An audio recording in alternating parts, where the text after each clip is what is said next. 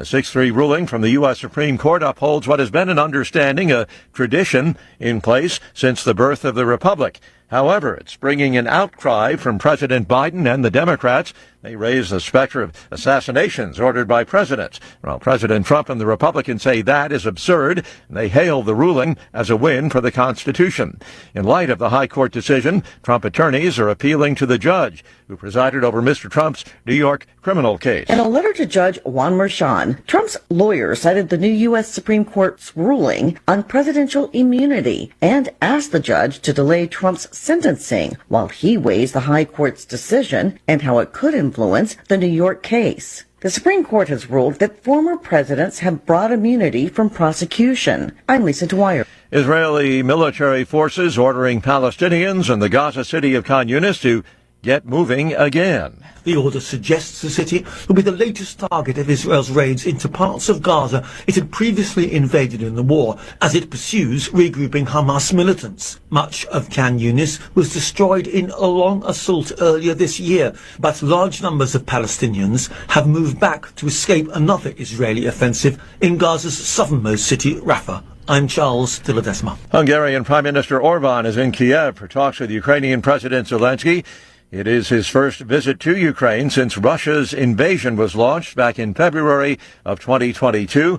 Orban considered the Russian President Putin's closest ally within the European Union. Wall Street ahead of this morning's opening bell. The Dow futures down 126 points and NASDAQ futures are off 113. More on these stories at townhall.com. What does it take for organizations to triumph? It takes the trust of people like you. And that's why an estimated 14 million givers look for the ECFA seal.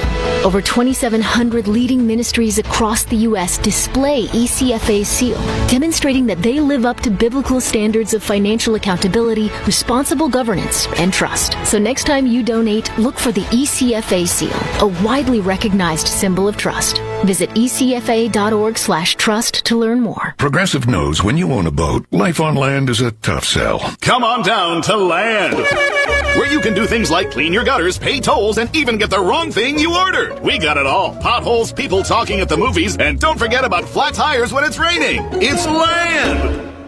Life on a boat is way more relaxing, so customize your coverage with Progressive, America's #1 boat insurer. And relax, knowing you got the coverage you need. Progressive Casualty Insurance Company and Affiliates, #1 rating based on 2022 boat market share data from ratefilings.com. Cambodia has jailed 10 environmental activists for plotting against the government, a case that critics describe as politically motivated. They use quite peaceful means to document environmental destruction in Cambodia. So, for example, a couple of them were arrested right before the trial, trying to document the pumping of raw sewage into one of Cambodia's main rivers. But they were also very clear that they wanted to blame the environmental destruction and the kind of breakneck growth in Cambodia on a group they say were Cambodia's corrupt elite. And they were very clear that they thought it was a real dictatorship taking over in Cambodia that really didn't care about the environment. The BBC's Celia Hatton. At least 27 people killed a stampede at a religious gathering in northern India. More than 150 people admitted to hospitals after the crush. One medical official says a death toll may well rise. News and analysis, townhall.com. Well, the heat is on, and for the Biden administration, that's a problem, and it could become a bigger problem for employers. If finalized, the proposal would establish the first major federal safety standard of its kind and protect an estimated 36 million U.S. workers from injuries related to exposure to heat on the job. Employers would be required to identify heat hazards, develop emergency response plans related to heat illness, and provide training to employers and supervisors on the signs and symptoms of illness related to heat exposure. Employers would also have to give employees rest breaks, shade, and water, and give workers time to become acclimated to higher temperatures. Donna Warder, Washington. Weather forecasters in New Mexico warn that much of the state faces 2 more days of elevated threats of dangerous flooding. Floodwaters over the weekend caused severe property damage. More on these stories at townhall.com.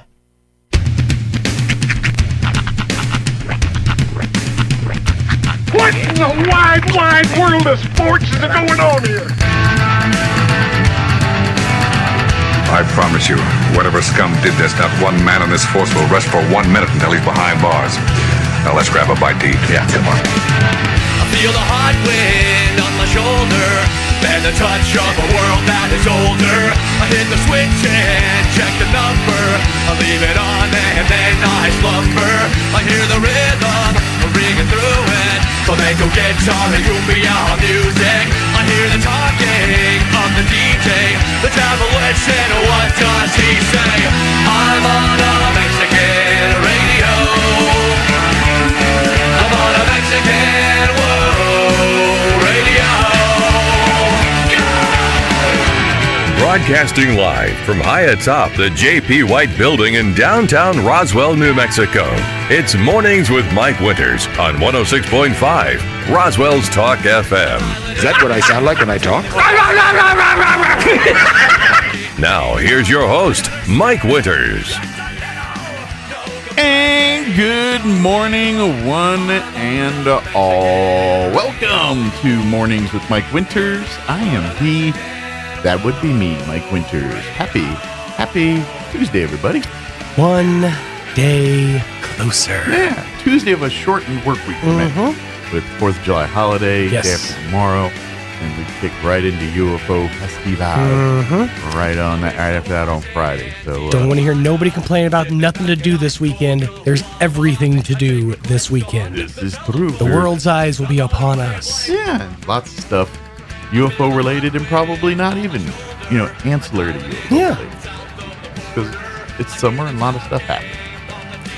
Aliens tend to be geek adjacent, so we're going to get a lot of geekery this week.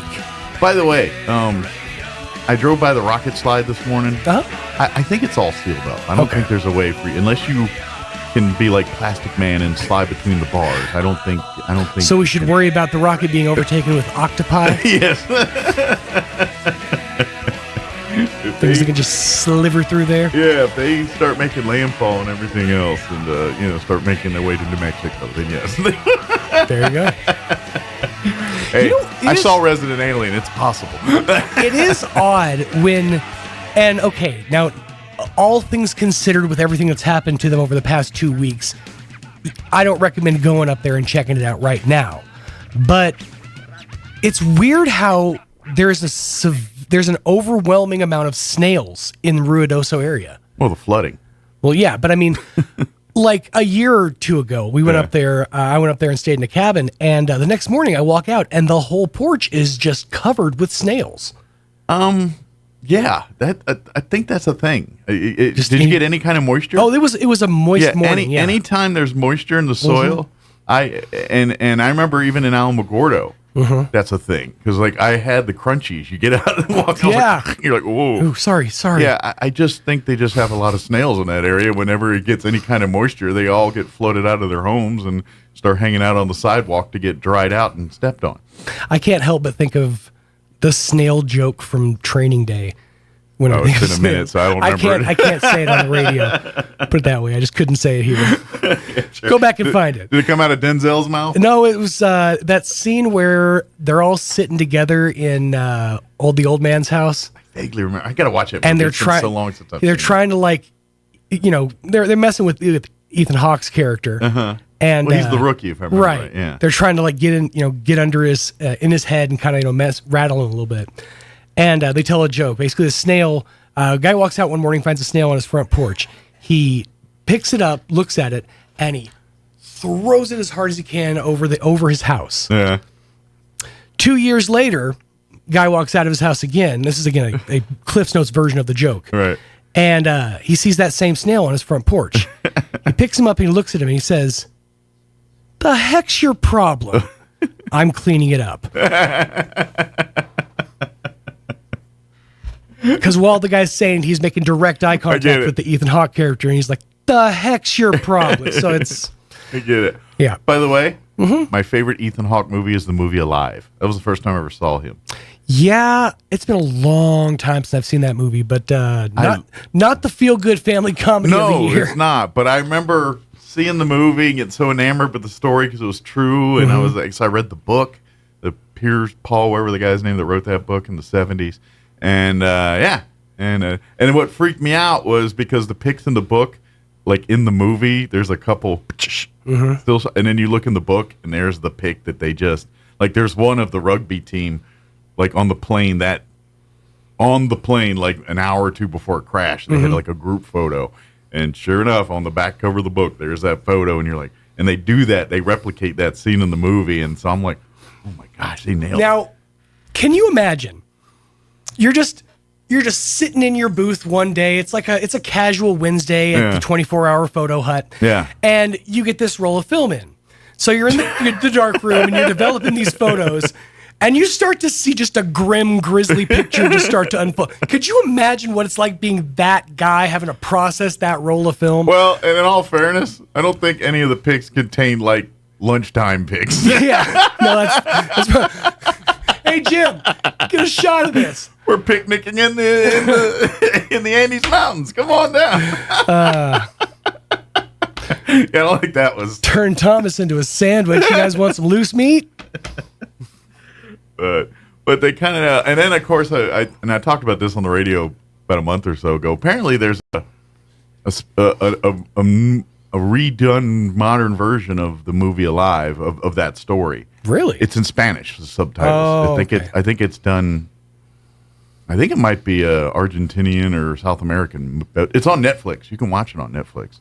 And but it's a foreign film. Okay. But it's so if you want to watch the English version, you watch the '90s movie Alive. If you watch the other version, it's called something different, like something so in the just Andes. Called Vivo? No. I literally had to Google that. What is? I said I Googled "Cómo se dice alive" in Espanol. No, it's called something different.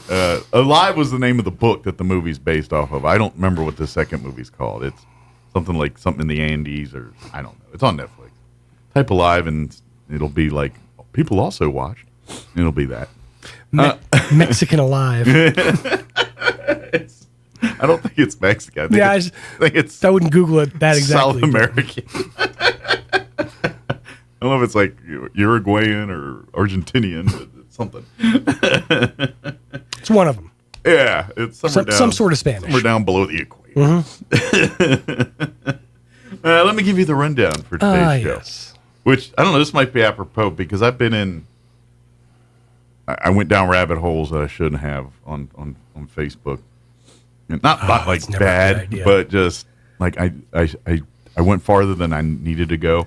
And so, but anyway, so we're going to have Robert Sherman join us from the Walker Aviation Museum. And the reason I'm mentioning that because it started yesterday when I was just diddy-bopping on Facebook, as one does. And I see a thing about stealth fighters, and there's a picture of oddly enough, you can't see it in the pic, but right behind me on camera is a picture of from my days when I was in Kuwait, and there's a pic back there of my squadron and all that. Well, that picture was online with another picture of a stealth, and I was like, oh, what's going on? It was under some recommended for you aviation lovers or something, and that pic was there, and I'm like, oh, I'm in that pic. Let me click the comments. Big mistake. Always is. Big mistake. Some guys telling everybody that's an AI pic, that's not real, and so I'm like, here's my copy of it. I'm in it somewhere. But here's me. The thing. And then there's someone from Serbia that's talking about how 2 stealths were shot down over Serbia, which is a different conflict altogether. I was there at that one too, so I had to chime in on that one. The fact that I have to basically turn into a complete and total detective and investigate every photo to find hallucinations to see if this is real. Yeah. It makes Facebook almost untraversable these days. Yeah. You can't even go on there because half the time it's... I saw a picture last week, and it was a guy in camo, like in a uniform, sitting in a wheelchair with one giant combat boot. He just had one giant combat boot, and he had metal legs. Okay. And he was holding up a sign, and it was supposed to say, "It's my birthday," and the words were supposed to say, "Because I'm poor." Is what it would have said. But if you look at the words, it's garbled. The sentence is garbled to begin with. Yeah. It's a take off of somebody said, "It's my birthday, but nobody cares because I'm poor," is what it was supposed to say. But it's AI took that and interpreted it to say, because I'm poor. Gave him one boot. And It looks so... I mean, this is clearly an AI photo. He's sitting in like what looks like a control room with an American flag hanging in the background, kind of tattered. And you go in the comments and it's like, amen, amen, brother. Semper Fi. Keep up the good work. We support our... It's like, y'all. We don't even need AI to do that, kid. It feels like a giant experiment. Well, we don't even need AI to do what you just did, because I've literally seen somebody will take a screenshot from the what's the name of the movie now? The one with Ben Stiller and where they're in Vietnam. Tropic Thunder. They take a screenshot from Tropic Thunder of them standing there in their costumes, and someone literally put, "God bless our Vietnam veterans," and there's millions of comments of "God bless these guys," and I'm like, you realize that's Ben Stiller right there in the middle? that I can laugh at a little bit, but I feel like with AI. But you think AI, they're going to be fooled? They're fooled by that. Well, it's proving that as soon as they're ready, it's not going to take much for them to just fool the hearts and minds of the people. Yeah. So, but anyway, on that super high note, I started to go down those rabbit holes. You know that so that's why I was like, well, because I'm on my high horse about people's knowledge of things. Anyway. But Robert Sherman will join us here in just a few. In the 8 o'clock hour, we're going to have Barbara Gomez drop by from Main Street Roswell, give us the latest updates on UFO Festival that gets underway on Friday. And then in the 9 o'clock hour, about 9:15, John LeMay, wearing his author hat today, will join us, and he's going to be at Galacticon this weekend. Yes. And he's going to have his books available, and he's going to be signing books and selling books and talking about books and doing all that good stuff. So find out about his next projects. Yeah, he's probably got. Man's always got irons in the fire. I would say the S is appropriate because it's usually more than one. So, but so we'll get an update from John and invite y'all to come see him at Galacticon this weekend. Plus, we'll have all of your features that include the newses of the local, national, variety, Wall Street business updates, and whatever else we can come up with for today's show. But first, here for your listening pleasure is your Pecos Valley weather.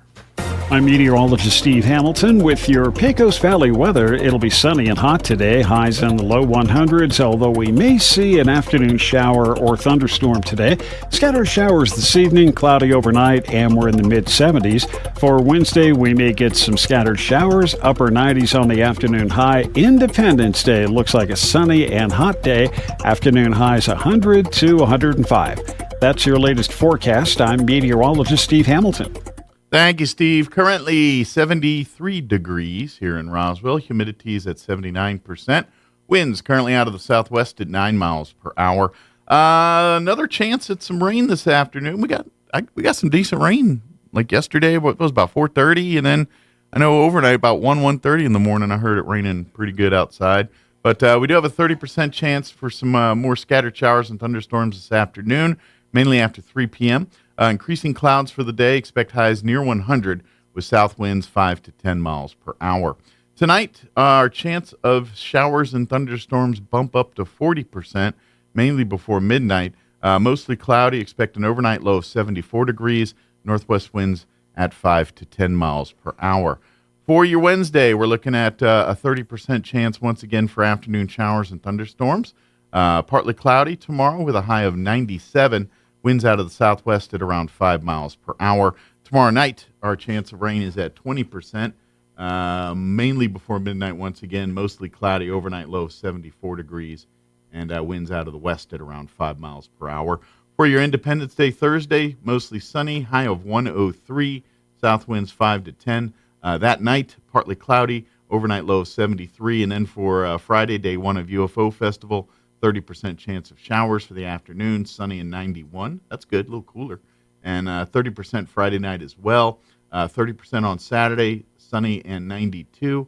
And then sunny on Sunday with a high of 98. So, dare I say, cools down just a little bit for Friday and Saturday's version of UFO Festival. We'll be back in the upper 90s on Sunday, but I don't know. 91's not too bad for first week of July in Roswell, New Mexico. I'll take that. All right, it is 7:19. We're going to take a quick minute and a half break, and then Robert Sherman will join us from the Walker Aviation Museum. Don't go away. You're listening to Mornings with Mike Winters. Attention Roswell and surrounding areas. Is your old car, truck, or SUV on life support? Clear. With new management and a whole new attitude, Roswell Ford makes trading up to a new Ford or quality pre-owned vehicle fast, fun, and easy. Upside down in your loan or stuck in your lease? Roswell Ford wants to get you released even if you owe thousands more than your trade is worth, regardless of make, miles, or condition. Right now, get huge savings with rates as low as 0% for 66 months and no payments until Labor Day. Plus, we have a great selection of low-mileage, one-owner pre-owned vehicles, all in prime condition, starting at just $10,000. Don't settle for a low-quality, overpriced clunker. Buy a quality pre-owned vehicle from Roswell Ford for a lot less. Worried about your credit? Don't sweat it. We've partnered with the most aggressive lenders that will push to approve you today, even with bad or no credit. Lower prices, exceptional trade-in values, and a better buying experience. Get on board at Roswell Ford, 821 North Main Street in beautiful Roswell, or online at roswellford.com. $15.15 per thousand finance on select new Ford models with approved credit. So you think drinking alcohol can't hurt you? It'll mess you up big time. Say adios to large chunks of your brain. Major damage is already being done. Other parts of your body are getting wrecked too. Forget about sports, forget about school, forget about doing much of anything. Underage drinking freaks out your body, messes up your life. Sponsored by the NMDOT. The tool used to measure your feet at the shoe store is called a Brannock device. The person that measures your feet at home for no reason is called a creep with a foot fetish. Here's Mike Winters. And good morning. It is 21 minutes after 7 o'clock. And joining us in studio this morning from the Walker Aviation Museum, Robert Sherman back with us. Good morning, sir. How you doing today? Good morning, Mike. Good. How's you ready for July 4th and UFO Festival weekend? Sure. Good deal. You got any plans? Actually, we are. I coordinated with the UFO Museum, and we're going to take out one of our large folding signs that we sometimes put out near the street. Yeah.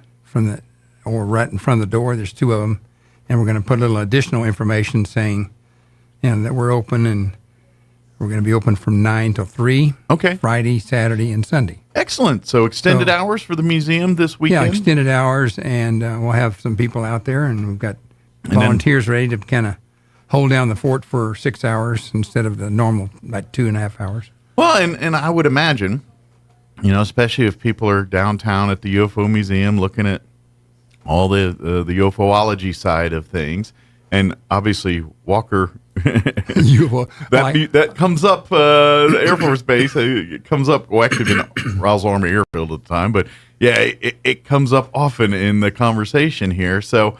and I know when you go through the UFO Museum, you see a lot of references to the base there, and its role, and some of the people that were stationed there. They had that upgrade a while back, and I think it was like $80,000. Yeah, and we got really involved with that, helping come up with the words and stuff. But they had some other professionals over in Texas or wherever that put that all together, and some good timelines. Actually, some of the timelines and stuff are better than what we have in our museum. Well, and that's, but hopefully, the people that are up there, they're going to say, you know what, let's go see the base and go see, that side of things. And maybe learn a little bit about other history in Roswell too. Not just, sure, it's all loosely tied to the aliens, because you can't tie the base, you cannot disconnect the two from the incident. So, but learn, there's a lot of other important stuff that went on here too in Roswell, New Mexico. Yeah.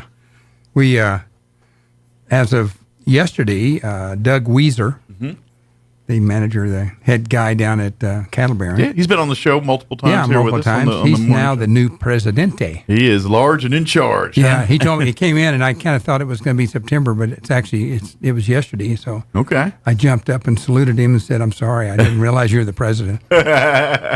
No longer president-elect. He's president. Sworn in and everything. Got laughed out of that, yeah.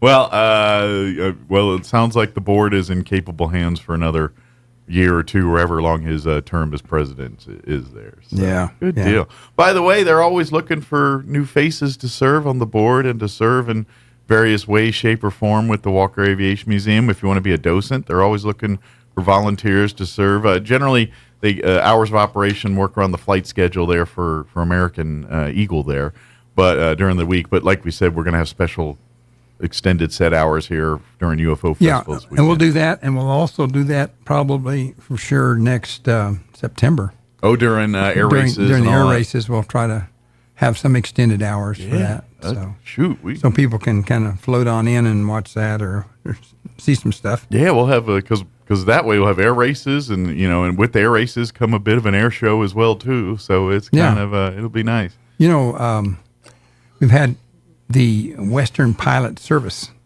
Organization was here with their little firefighting aircraft. Okay, that little single engine jobbers that are something like 6,700. They said 6,750 pounds was the weight of the aircraft, and they carried about 8,000 pounds of water. Wow, that's a lot. They showed us the little door that flops open and just all falls out within a few seconds. He said, "Boy, that plane kind of takes off once you drop that half of the weight. The power to keep it going at that altitude, at that weight, and suddenly that quick drop of weight, I'm sure that thing goes, pew, it kind of shoots off like a rocket a little bit." So. Yeah, the 4 pilots from the Western Pilot Service Organization came in and to the museum the other day, and really great guys, and had a lot of fun joking around with them and talking and doing stuff. But they just invited us to come out. So we had we had 8 people went out there the other day, and we had some folks from Artesia and 3 kids and myself, and then some gentlemen from NIMI. But we went out and just kind of looked around, and they put all the kids in the cockpit, which is kind of always cool. Some of them are kind of little, but they love it. They were watching it, yeah. So they invited some of the adults. They had to kind of like really climb up the side of this aircraft, and they said, that's okay. We'll watch the kids get in there. Some aircraft are not for the larger carriage people. Yeah, no, it's definitely kind of a little foothold there and a handhold, and you had to pull yourself up. Yeah, I remember those days of in the Air Force. We got the chance to, because I worked on F-117s, but we got to nose through B-52s and all that. And yes, B-52s are big aircraft until you got to go weave your way through that sucker to get to different sections of the airplane. Yeah, and it's a little claustrophobic. A lot of wire bundles and miles of that, and but not a lot of room for humans. So. Yeah, it's true. But so sometimes if you're a big guy, tall or just big in nature, you might get a little claustrophobic in those areas. We finally, not finally, but we've been kind of struggling trying to get our new newsletter out, and now it got finished and printed by the Southwest Printers yesterday. Excellent. So I think Bob Donnell on the way out today is going to stop and pick up those newsletters, so they'll be here for the UFO Festival. People can take a look. Grab a copy if you're kind of coming out. Update of a few things that are going on. And I would invite, of course, with the museum being open, the extended hours for UFO Festival, because we're going to have a lot of out-of-town visitors. But I imagine there's a lot of locals who have never set foot in the museum. They may have gone to the airport, go fly in and out, but maybe not set. Maybe use this as your opportunity to go set foot, walk through, and kind of just investigate and check out the museum. Not nearly as big as some of the other museums in town. Sure, but as far as the amount of information and things to talk about and things to do, and who knows, bring your kids and give them a chance to do some of the STEM related activities that the museum has to offer, and maybe they find their niche into STEM, and maybe want to be pilots or engineers of some kind someday because they saw some cool stuff at the museum. So right, come on out, check it out. Yep. So let's see here. We got a lot of things I'm going to talk about in a little bit for you folks out there. I'm going to talk a little bit of history about Wendover Air Force Base in the 509th, and kind of tie that in to show kind of how that was tied into the aircraft that eventually came back to Walker, the Roswell Army Airfield, after World War II finished. So that was kind of the jumping off place before they went over to Tinian. Okay. Before then they dropped the 2 atomic bombs, and then they came back to, Roswell. Yeah. After that. There's some confusion sometimes that they think that planes came out of Roswell and went to Tinian, but that's not the case. No. It was down at Wendover. Like they spent time in Roswell, but not as part of the mission. Yeah. Per se. So we'll talk a little bit of that history later on here in a few minutes. But anyway, also we want to continue just to thank the supporters of our museum. Basically, in the past, they've been, Pioneer Bank, Featherstone Development Corp., Glenn's Furniture, Six Bomb Wing Reunion Group, give us some money, David Petroleum, Gerald Murray. Previous years, also Roswell Toyota, XL Energy, and Aircell were big supporters, and some other doctors in town, Phil Cathy, Paul Engstrom, and Lloyd Hughes, a friend of mine, but one of my motorcycle partners. Good deal. Well, we appreciate the support and keep supporting, especially now because with the Reno Air Races coming, I feel like that by default creates a bigger, brighter future for the Walker Air Force Base Museum here. Yeah. I really think it does. Ron Lynch, he's just got a little busybody out there, and when I say busybody, building things for us. He built the bicycle that has a generator. So when they pedal it, the light comes on and the fan blows on them. Nice. He's your resident Mr. Wizard. Yeah. he built Jacob's Ladder, which is a little wooden thing that kids can hold down a switch and 10,000 volt lightning goes up this high rod. And not the 90s movie. He recently built a really good model of the Redstone missile with the Mercury capsule on top. B-25 bomber, B-29, and AT-11, which is kind of the main trainer used it during World War II here for advanced pilot training. Okay. And then he just recently built a little tiny motor that the kids can push the switch in, and kind of shows this motor going back and forth, a little drive kicking in, and the flywheel flies around and stuff. Oh, cool.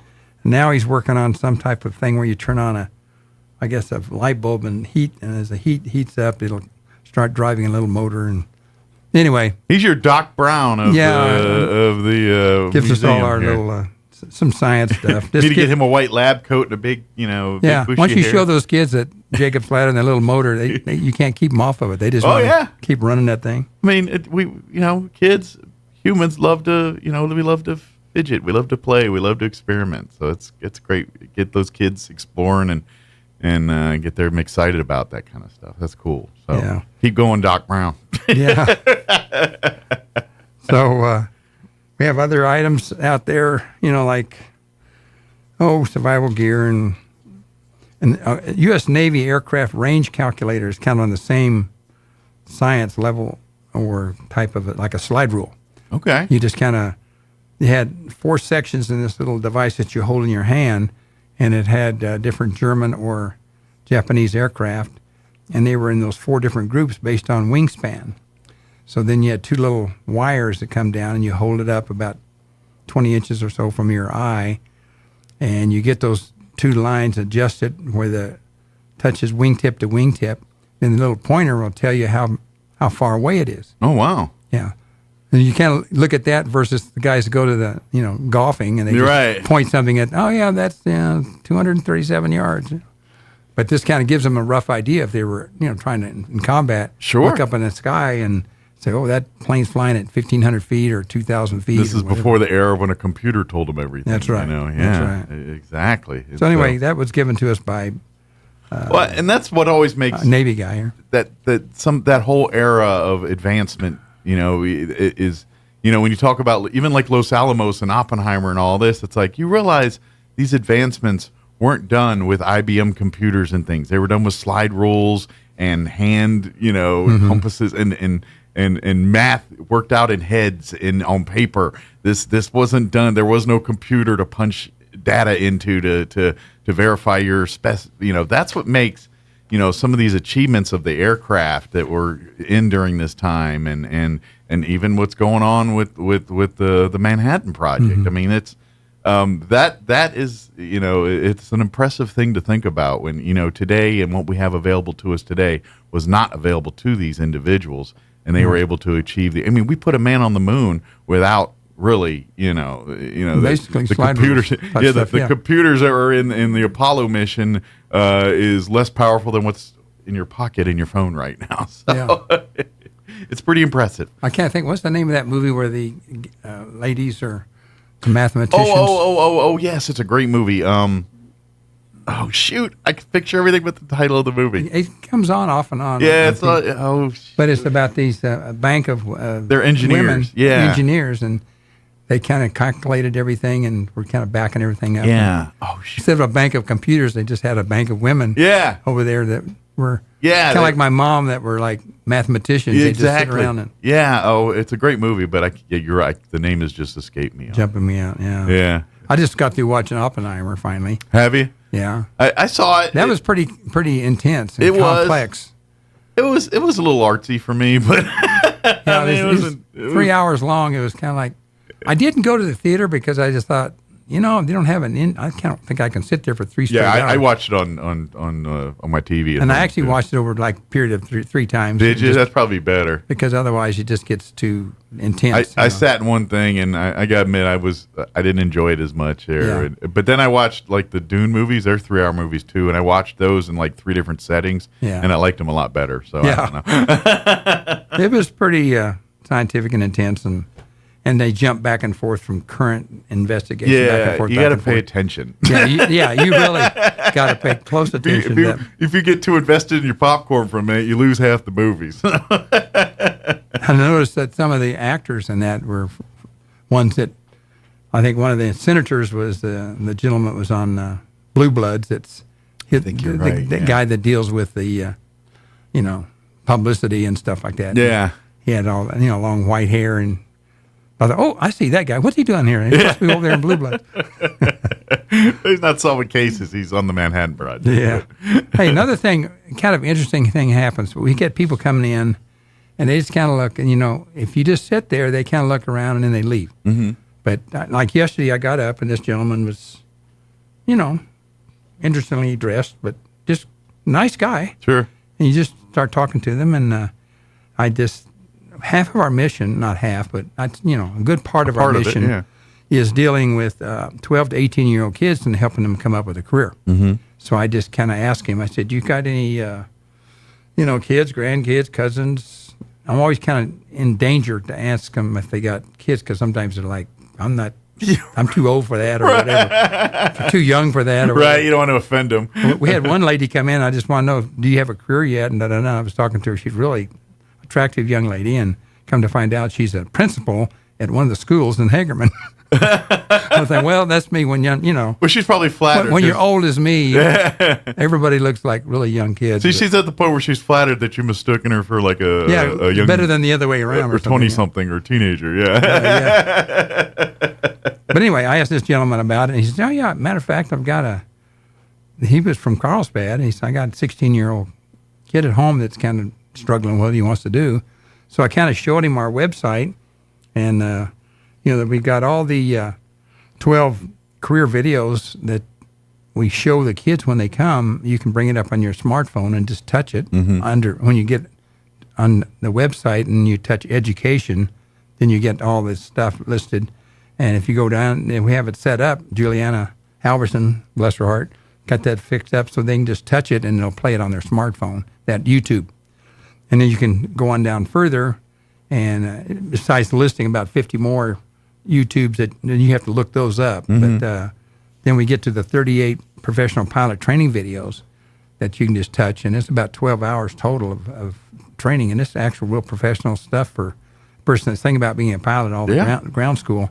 And you can really decide whether... He was really excited about that because his child was really interested in aviation, and he said, wow, now this is... So he kind of came in really quiet, and then when he left, he was all fired up, and I'd given him, a card, and I've kind of typed up a little 2-page sheet front and back. It kind of gives them directions on how to use our website. Okay. And like you go down, you find the 3 photos of happens to be Bob Donnell and I working with the kids under our thing, and right above that is a thing on STEM jobs, a little block, and you can touch that and you go to a different website that's used, I think, by the schools here, ONET Online, Occupational Network Online, and it gives you immediately 331 STEM jobs listed alphabetically, so you can just scroll on down, touch one, and you come up with about 20, 25 pages of information. Oh, wow. Of that particular it's really pretty job. comprehensive. Oh, yeah. list there. So kids can, sit down and look at that, or if you can just go directly to that website, this has about 1,014 jobs listed. I imagine kids are way more technically savvy than we are. I know. I think they probably know that. A few of them might be telling us about the jobs. Go home and the father would be all proud to tell his son. He said, "Oh yeah, Dad, I've done that for you." Yeah, right. He's like, "Duh, I knew about that for years." Absolutely, that's the truth. But it is really a great opportunity. So if you're maybe got family coming in town, and if you're kind of inspiring the kids or grandkids and say, hey, this interests you, maybe we could check out some of these different websites and different things to see. WAFBmuseum.org. Yeah, and you can go there and learn everything about the Walker Air Force Base Museum. Of course, the history side where we focus on it's World War II.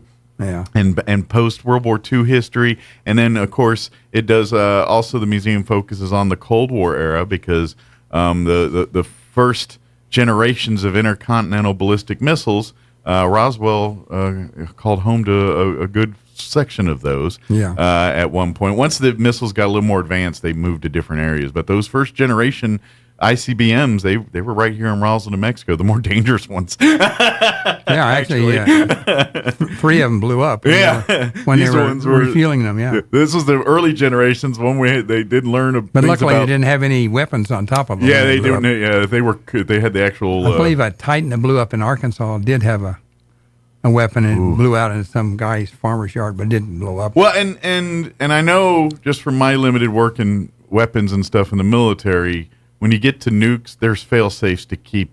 Yeah. If the fuel blows up, the nuke doesn't cook off. There's ways to keep that from happening. Yeah. A lot of it's classified, but there's ways to do all that. Can we run through a little history right quick? Absolutely, let's do it. Okay, let's do this right quick. This is under Wendover Air Force Base is a former United States Air Force base in Utah, now known as Wendover Airport.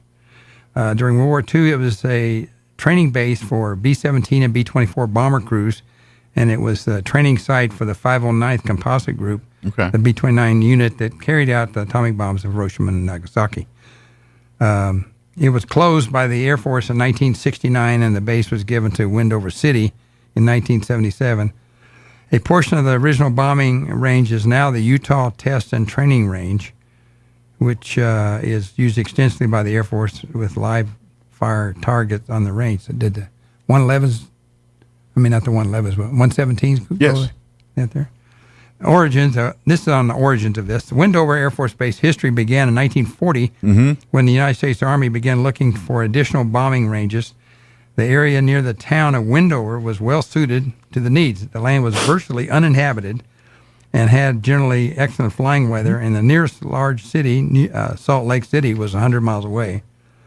Wendover had around 100 citizens at the time, and so isolated the area was served by it was really isolated, but it had Western Pacific Railroad come through there, and many of the citizens lived there, the 100, were working for the railroad. That was its connection to the rest of the world, was the railroad. Yeah, right. There you go. Construction of the base began in 20 September 1940 and the range in November 1940. A total of 1,822,000 acres had been acquired for the base and associated gunning range. Feels and big. That range was 86 miles long and 18 to 36 miles in diameter. Well, they're making some wide. big booms out there. Ranchers protested, but said, well, military comes first, whatever. They got money from the state. Military does military things in desolate places, and cows also eat things in desolate places. The military's going to win every time. That's right. The first military contingent arrived around 12 August 1941 to construct targets on the bombing range. World War II. During the entrance of the United States into World War II, Wendover took on greater importance, and it was the Army Air Force's largest bombing and gunnery range. In late 1943, there were some 2,000 civilian employees, 17,500 military personnel at Wendover. Construction at the base continued for most of the war, including 3 8,100-foot paved runways, taxiways, a 300,000 square foot parking ramp, 7 hangars. A base consisted of 668 buildings, including 300-bed hospital, gymnasium, swimming pool, library, chapel, cafeteria, bowling alley. All that stuff is kind of amazing when you think the whole town of Wendover, it used to be only 100 people. Yeah. Or so. Or 200 people. That's a lot of infrastructure for a town of nobody. Yeah, Wendover's mission was to train heavy bomber groups. So then, the 509th is connection with the Wendover. In June 1943, preparations began for the operational use of atomic bombs. And although not as suitable for the atomic mission as the British Lancaster, we're talking about aircraft here, the British Avro Lancaster had a 33-foot bomb bay. But General Leslie Groves and the director of Manhattan Project and General Arnold, chief of United States Army Air Force, wanted to use an American plane, if at all possible. So they got the B-29 Super Fortress, but they had to make a lot of substantial modifications. Gotcha. And the modification project was codenamed Silver Plate. But even that particular codename Silver Plate eventually became identifying with the training and the operational aspects of the program.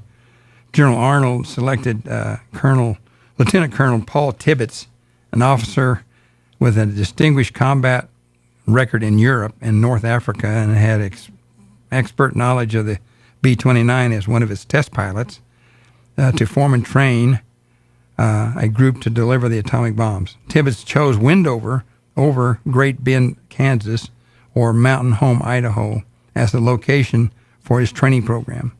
It was remote, which was good for secrecy and security, but was within reasonable distance by air from the Manhattan Project Site Y at Los Alamos, New Mexico, and the Naval Auxiliary Station in Salton Sea, which is about, I looked that up, where was that? That's about 100 miles east-northeast of San Diego. Okay. And then when you're listening to some of the other, like Boise, that's remote where Mountain Home is. Yeah. But Boise, Idaho is about 30, 40 minutes from there, so that might be a little too close to people. Yeah. Kansas, I'm not sure about that one. I'm not very familiar with that part of the country, but I'm going to guess it's probably similar. It's probably desolate, but not too far from Kansas City or St. Louis. Or yeah. The base was given the code name Kingman and became the Manhattan Project Site K, as in kilo, K, and the activity to assemble, modify, and flight test prototype bombs was named the Project W-47. So there's something you'll never need to know again. But gee whiz information. Yeah, right. Share it at the Walter Quote. 14 September 1944, the 393rd Bomb Squadron arrived at Wendover from its former base in Fairmont Army Air Base, Nebraska, where it had been an operational training unit, and the 504th Bombardment Group since 12 March. When the parent group deployed to the Marianas in early November 1944, the squadron was assigned directly to the 2nd Air Force until creation of the 509th Composite Group. And that's the one that came back to Roswell on 17 September 1944. A part of the formation of the 509th, about 800 people stationed in the field were transferred to the new group. Mm-hmm. And to make the 509th Composite Group as self-contained as possible, other units were assigned, and I won't go into all those other units. A Manhattan Project unit, the first technical detachment, was attached to the group. So that would deal with atomic bomb. The 216th Army Air Force Bases Unit, Special, brackets, constructed prototype atomic weapons without nuclear material and drop tested them. Little was known about the flight characteristics of the prototype atomic bomb designs and how the fusion mechanism would work. It was going to have to be set so that it would go off at 1,800 feet above the ground. In February 1945, a flight test section was created within the 216th Army Air Force's base units to carry out testing with prototype bombs in the shape of the Little Boy and Fat Man bombs. It was originally equipped with 5 silver plate B-29s, 3 flight crews, and 5 maintenance crews. To help out with an increasingly demanding schedule, 4 crews from the 393rd Bombardment Squadron were made available. The test flight section carried out 24 drop tests in June, 30 in July. keeping in mind that the bombs were dropped in August 6th and 9th. Mm-hmm. About 2/3 of the June tests were with fat man shapes, and the rest were little boy ones. In July, all 4 of the tests were with fat man bomb shapes and some of the explosive-filled pumpkin bombs. Test drops were carried out at Wendover and at the Naval Ordnance Test Station in Newkern. You know where that is? At the Naval Auxiliary Air Station in Salton Sea. Okay, the Salton Sea. Okay. That's at 100 miles east or so of San Diego. Finally, last few things here. The aircrew trained continuously until May. Each bombardier completed at least 50 practice drops of inert pumpkin bombs before Tibbets declared his group combat ready. The group supported the echelon. The group support echelon of the 509th Composite Group received movement orders and moved by rail on 26 April 1945 to its port of embarkation at Seattle, Washington. And an advance party of the air echelon flew by C-54 from Northfield to Northfield Tinian between 15 and 20 May. And it was the Tinian that carried out the atomic bombings of the Hiroshima and Nagasaki. But anyway, that's kind of a quick shot. Interesting. So it's just how it all kind of interconnects, small world a little bit, where not directly, but this begat here, which begat there, which this is why it's here, kind of thing. So that's what I love about history. It's always that kind of thing. Yeah. So, but please don't forget, we will have extended hours during UFO Festival this weekend, with extended hours Friday, Saturday, and Sunday at the museum. Don't forget to check out the website, www.wafbmuseum.org. There you can, if you'd like to support financially, there's a Donate Now button there where you can, and all that money will go back to supporting and keeping things going at the museum. If you'd like to serve as a volunteer, either on the board or maybe as a docent or just offer some expertise. Let me run over our current board members. Yeah. Me. I'm a treasurer. I'm a secretary. Got a new president in Doug. Yeah. Allie Bishop, she's a volunteer out at the museum on Thursdays, and she's a treasurer. Katie Yates, Sandy Correa, she was the president just as up until a couple days ago. Yeah. Bob Donnell, he's a museum volunteer, former president. Mm-hmm. Juliana Halverson, we all know her. Yeah. Judy Armstrong, she's passed away, bless her heart. But she was a good part of our group. And we had her on the show a bunch of times with her NMUR hat and everything else, too. She's a great lady. Jerry Cloffer, Friar Jarek Nowaki. Stephen Miller is a volunteer out there on Wednesdays. Doug Weiser, he's our new president. Mm-hmm. I love to call him on the telephone. If you call him at his office, he's got somebody else and he's going to get mad at me for telling you this.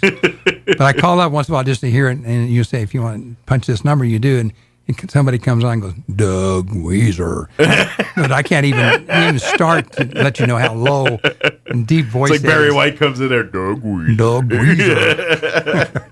Power 105. Matter of fact, the other day we were starting a meeting, so I got it on the phone. I said, okay, let's before we get started. And then Doug was sitting there like, Doug Weiser. Okay, Doug Weiser, and then Peggy Boland and Doug Murray. He's in absence. He's up in Colorado. And a new member of our advisory board and group is Josh Bootson. He works with a group out there at the college. What's it, kind of a youth. Oh, is it Job Corps? Job Corps type thing. Okay, yeah, excellent. Good deal. Well, excellent. I keep getting that name all kind of mixed up, and so he can beat me up next time. But anyway, that's kind of what we do. And we have a meeting right now. We're meeting only like once every 2 months. Okay. But we have a good time and a good bunch, and we could use some more folks. And if you more come out volunteers. this weekend. Come out this weekend and pop in for a visit and talk with Robert or any other volunteers there, and they'd be happy to kind of tell you a little bit more about what they do and where they can help out. Allie's the Thursday person, and Stephen Miller is the Wednesday person, and Bob Donnell and I kind of trade off between Monday, Thursday, and Friday. Gotcha. Okay. No, Monday, Tuesday, and Friday. Well, and we get more in there. We get more in there. We can kind of flip-flop. They're offer more hours. Or we could actually run more hours. And stuff, exactly. Yeah, more people, more hours, more time to do more things. So, but wafbmuseum.org is the website, and then come on out. And if you're not familiar, The museum is located at the air terminal. Yeah. If you go through the main entrance there, you'll run right into it as you walk into the building there. Yeah, and, you can, with a softball, you can pitch an underhand right over to where the TSA checks people in. Yeah, exactly. That's where we're located. So you can't miss this, and then you're just a nose snort away from burritos and all the food too. That's true. And they can cook pretty good food out there. Exactly. So, thank you, sir. As always, appreciate it, Robert. And we'll see you next time, if not sooner. And then, of course, anything else we can do, let us know, and we'll be happy to help out there. Okay. Good deal. All right, 7:55. Quick break before we get you into top of the hour news. Don't go away. Now for your Pecos Valley News Update. I'm Jared Cirillo. The New Mexico Department of Transportation District 2 office is working with the BNSF Railroad to make railroad crossing repairs on Jal Highway, New Mexico 128, between milepost 0 and 1. The hours of operation for the repairs will be from 7 a.m. to 5 p.m. on Tuesday, July 16th through Wednesday, the 17th. Drivers can expect Jal Highway at the intersection of New Mexico 31 or Potash Mines Road to be closed for through traffic throughout the duration of the 2-day project. Detour routes will be in place. Drivers are encouraged to plan accordingly and expect some delays. And the New Mexico Department of Health is now offering back-to-school vaccinations for free of charge through the summer months on Thursdays from 9 a.m. to noon from July 11th to August 15th. No appointments are necessary. Parents do need to bring their child's shot records as well as a Medicaid or private insurance card. You're up to date. I'm Jared Cirillo. Nearly 71 million people will hit the road for the 4th of July holiday this year, the most ever. If you don't want to be stuck in traffic too long, here's how to find the right time to drive. I'm Kim Commando for Oracle Cloud Infrastructure. Accelerate your AI workload today. Take a free test drive at oracle.com/Kim. According to AAA, drivers should start their Independence Day road trips before noon on July 3rd and 4th. To return home, leave before 11 a.m. on the 7th. But for a more personal analysis of traffic in your area, use Google Maps. Open the app or website, enter your destination, and click on Directions. Select the car icon, and then set a departure or arrival time to see traffic conditions at different times. Google Maps uses historical data to show typical traffic patterns, helping you spot rush hours and lighter traffic periods. Check the live traffic layer by tapping the layer's icon and then traffic. This way, you can avoid heavy traffic and save time. Speaking of travel, win a $1,000 gift card at winfromkim.com. AI might be the most important new computer technology ever. It's storming every industry, and literally billions of dollars are being invested. So buckle up. The problem is that AI needs a lot of speed and processing power. So how do you compete without costs spiraling out of control? It's time to upgrade to the next generation of the cloud. Oracle Cloud Infrastructure, or OCI. OCI is a single platform for your infrastructure, database, application development, and AI needs. OCI has 4 to 8 times the bandwidth of other clouds, offers one consistent price instead of variable regional pricing, and of course, nobody does data better than Oracle. So now you can train your AI models at twice the speed at less than half the cost of other clouds. If you want to do more and spend less like Uber, 8x8, and Databricks Mosaic, take a free test drive of OCI at oracle.com/Kim. That's oracle.com/Kim, oracle.com/Kim. I'm meteorologist Steve Hamilton with your Pecos Valley weather. It'll be sunny and hot today, highs in the low 100s, although we may see an afternoon shower or thunderstorm today. Scattered showers this evening, cloudy overnight, and we're in the mid-70s. For Wednesday, we may get some scattered showers, upper 90s on the afternoon high. Independence Day looks like a sunny and hot day. Afternoon highs 100 to 105.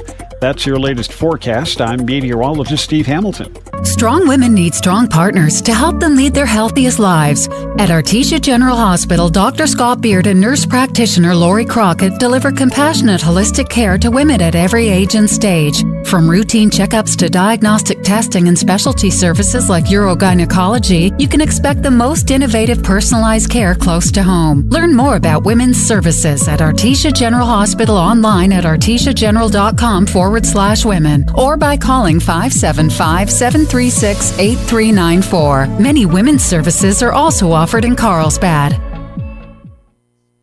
When you're healthy, you can do amazing things. We're all about that. Because if you don't have access to health insurance through your work, or you just lost Medicaid, Be Well can connect you to the right health plan for you, your family, and your budget. We want to make your life a little easier, worry-free, and healthier. Because your health is everything. Be strong, be adventurous, and be amazing. Be Well. New Mexico's health insurance marketplace. Learn more at BeWellNM.com.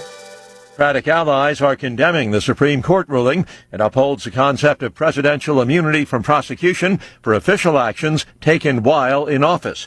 Defending the 6-3 ruling, Chief Justice John Roberts. He writes the dissenting liberal justices engaged in fear-mongering by resorting to extreme hypotheticals. Senate Democrats have been circling the wagons around President Biden following last week's poor debate performance. Calls have arisen inside the Democrat ranks to replace Biden as a party's nominee, fearing he cannot win after his diminished health was on full display in the debate. None of those calls, though, are coming from inside the U.S. Senate. That's where Democrats say Biden remains the party's best shot at defeating Donald Trump in November. Democrat Ben Cardin told reporters, quote, Joe Biden might have had a bad evening, but we don't want 4 bad years under Donald Trump. Biden served in the Senate for 36 years before being tapped as vice president for Barack Obama. Bob Agnew reporting. And on the House side of Congress, Republicans have been unrelenting in their push to get the audio recordings of President Biden's interview with Special Counsel Robert Hur in the classified documents case. The House Judiciary Committee filed a lawsuit on Monday against Attorney General Merrick Garland to force him to hand the recordings over to Congress. The lawsuit comes weeks after the House voted to hold Garland in contempt of Congress for defying congressional subpoenas for the audio. And that's correspondent Tasha Stevens. The Supreme Court agreeing to hear an appeal from those looking to overturn a Texas law. It requires pornographic websites to verify the age of their users. Tesla sold just over 436,950 vehicles in April through June, second quarterly decline in EV sales for Tesla. Watching Wall Street, the Dow is down 27 points. More on these stories, townhall.com. Here's an important message from the Diabetes Solution Center. Do you like pricking your fingers to test your blood sugar levels? No one does, but it's important to maintain your health. And now, by wearing a small remote device called a continuous glucose monitor, or CGM, you don't need to prick your fingers anymore. It's easy to use and helps you make more accurate diabetes treatment decisions. If you are testing your blood sugar 3 or more times daily, injecting insulin, or using an insulin pump, call the Diabetes Solution Center right now. And if you have Medicare or most major insurance coverage, you may be able to get a new CGM at little to no out-of-pocket cost. Shipping is free, and we'll even bill your insurance company for you. If you are testing your blood sugar 3 or more times daily, injecting insulin, or using an insulin pump, call the Diabetes Solution Center right now to learn how to end the painful finger sticks and get your own continuous glucose monitor, or CGM, at little to no out-of-pocket cost. French political parties choosing their candidates for Sunday's runoff elections, with the far-right National Rally Party hoping to form the next government. French elections have rarely been so unpredictable or significant. For the first time in hundreds of constituencies, 3 rival candidates have managed to get through to the second round of voting on Sunday.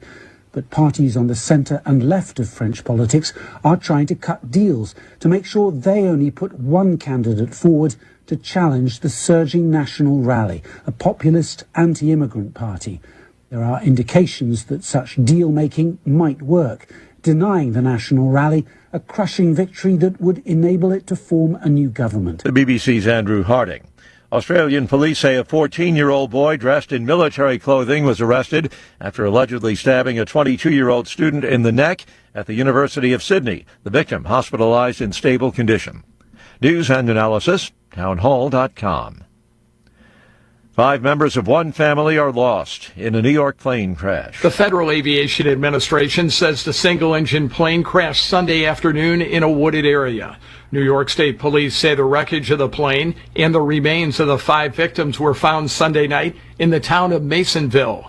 Drones, all-terrain vehicles, and helicopters searched the crash site about 125 miles northwest of New York City. Police say the family was returning to Georgia after attending a tournament in Cooperstown, the home of the Baseball Hall of Fame. The FAA and the National Transportation Safety Board are investigating the crash.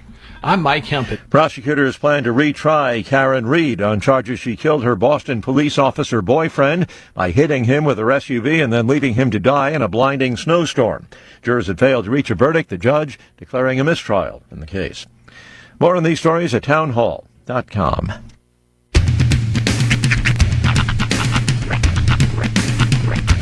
What in the wide, wide world of sports is going on here?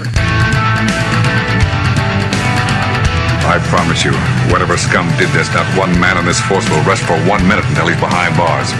Now let's grab a bite to eat. Yeah, come on. I feel the hot wind on my shoulder and the touch of a world that is older. I hit the switch and check the number. I leave it on and then I slumber.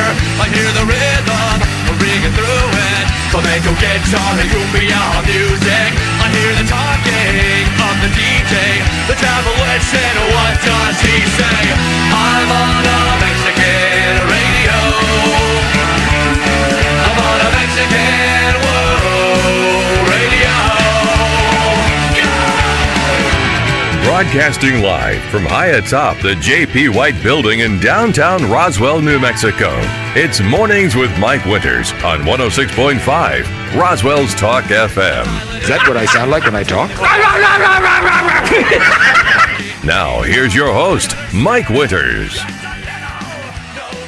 And good morning. It is 6 minutes after 8 o'clock. Welcome to our number 2. The deuce. Mornings with Mike Winters right here on 106.5 Roswell's Talk FM. Happy Tuesday, everybody. Made it to the second day of the shortened week of a holiday week. Second day of the rest of your life. And I'll be right back. All right. Bathroom run. I'm kidding. I'm sure it's not. But we'll just pretend it is. Happy Tuesday. Hope all of you are having a great day so far. Of course, shortened week for most of us here as we got 4th of July holiday here in just a few short days. Day and a half, actually, or whatever, the day after tomorrow. And then we get right into UFO Festival right after that. So kind of a shortitis type weekend. So it's depending on what you're doing, it's either the busiest week of your life if you're involved with like UFO Festival stuff, or, you know, a relatively chill week of enjoying time with family, friends, and you know, having a good time. So either way, it's a good week. Yes. Seems like we never get to enjoy the casualness of a 4th of July weekend around here. Well, we're kind of in a different kind of industry than most people, so we bring it on ourselves.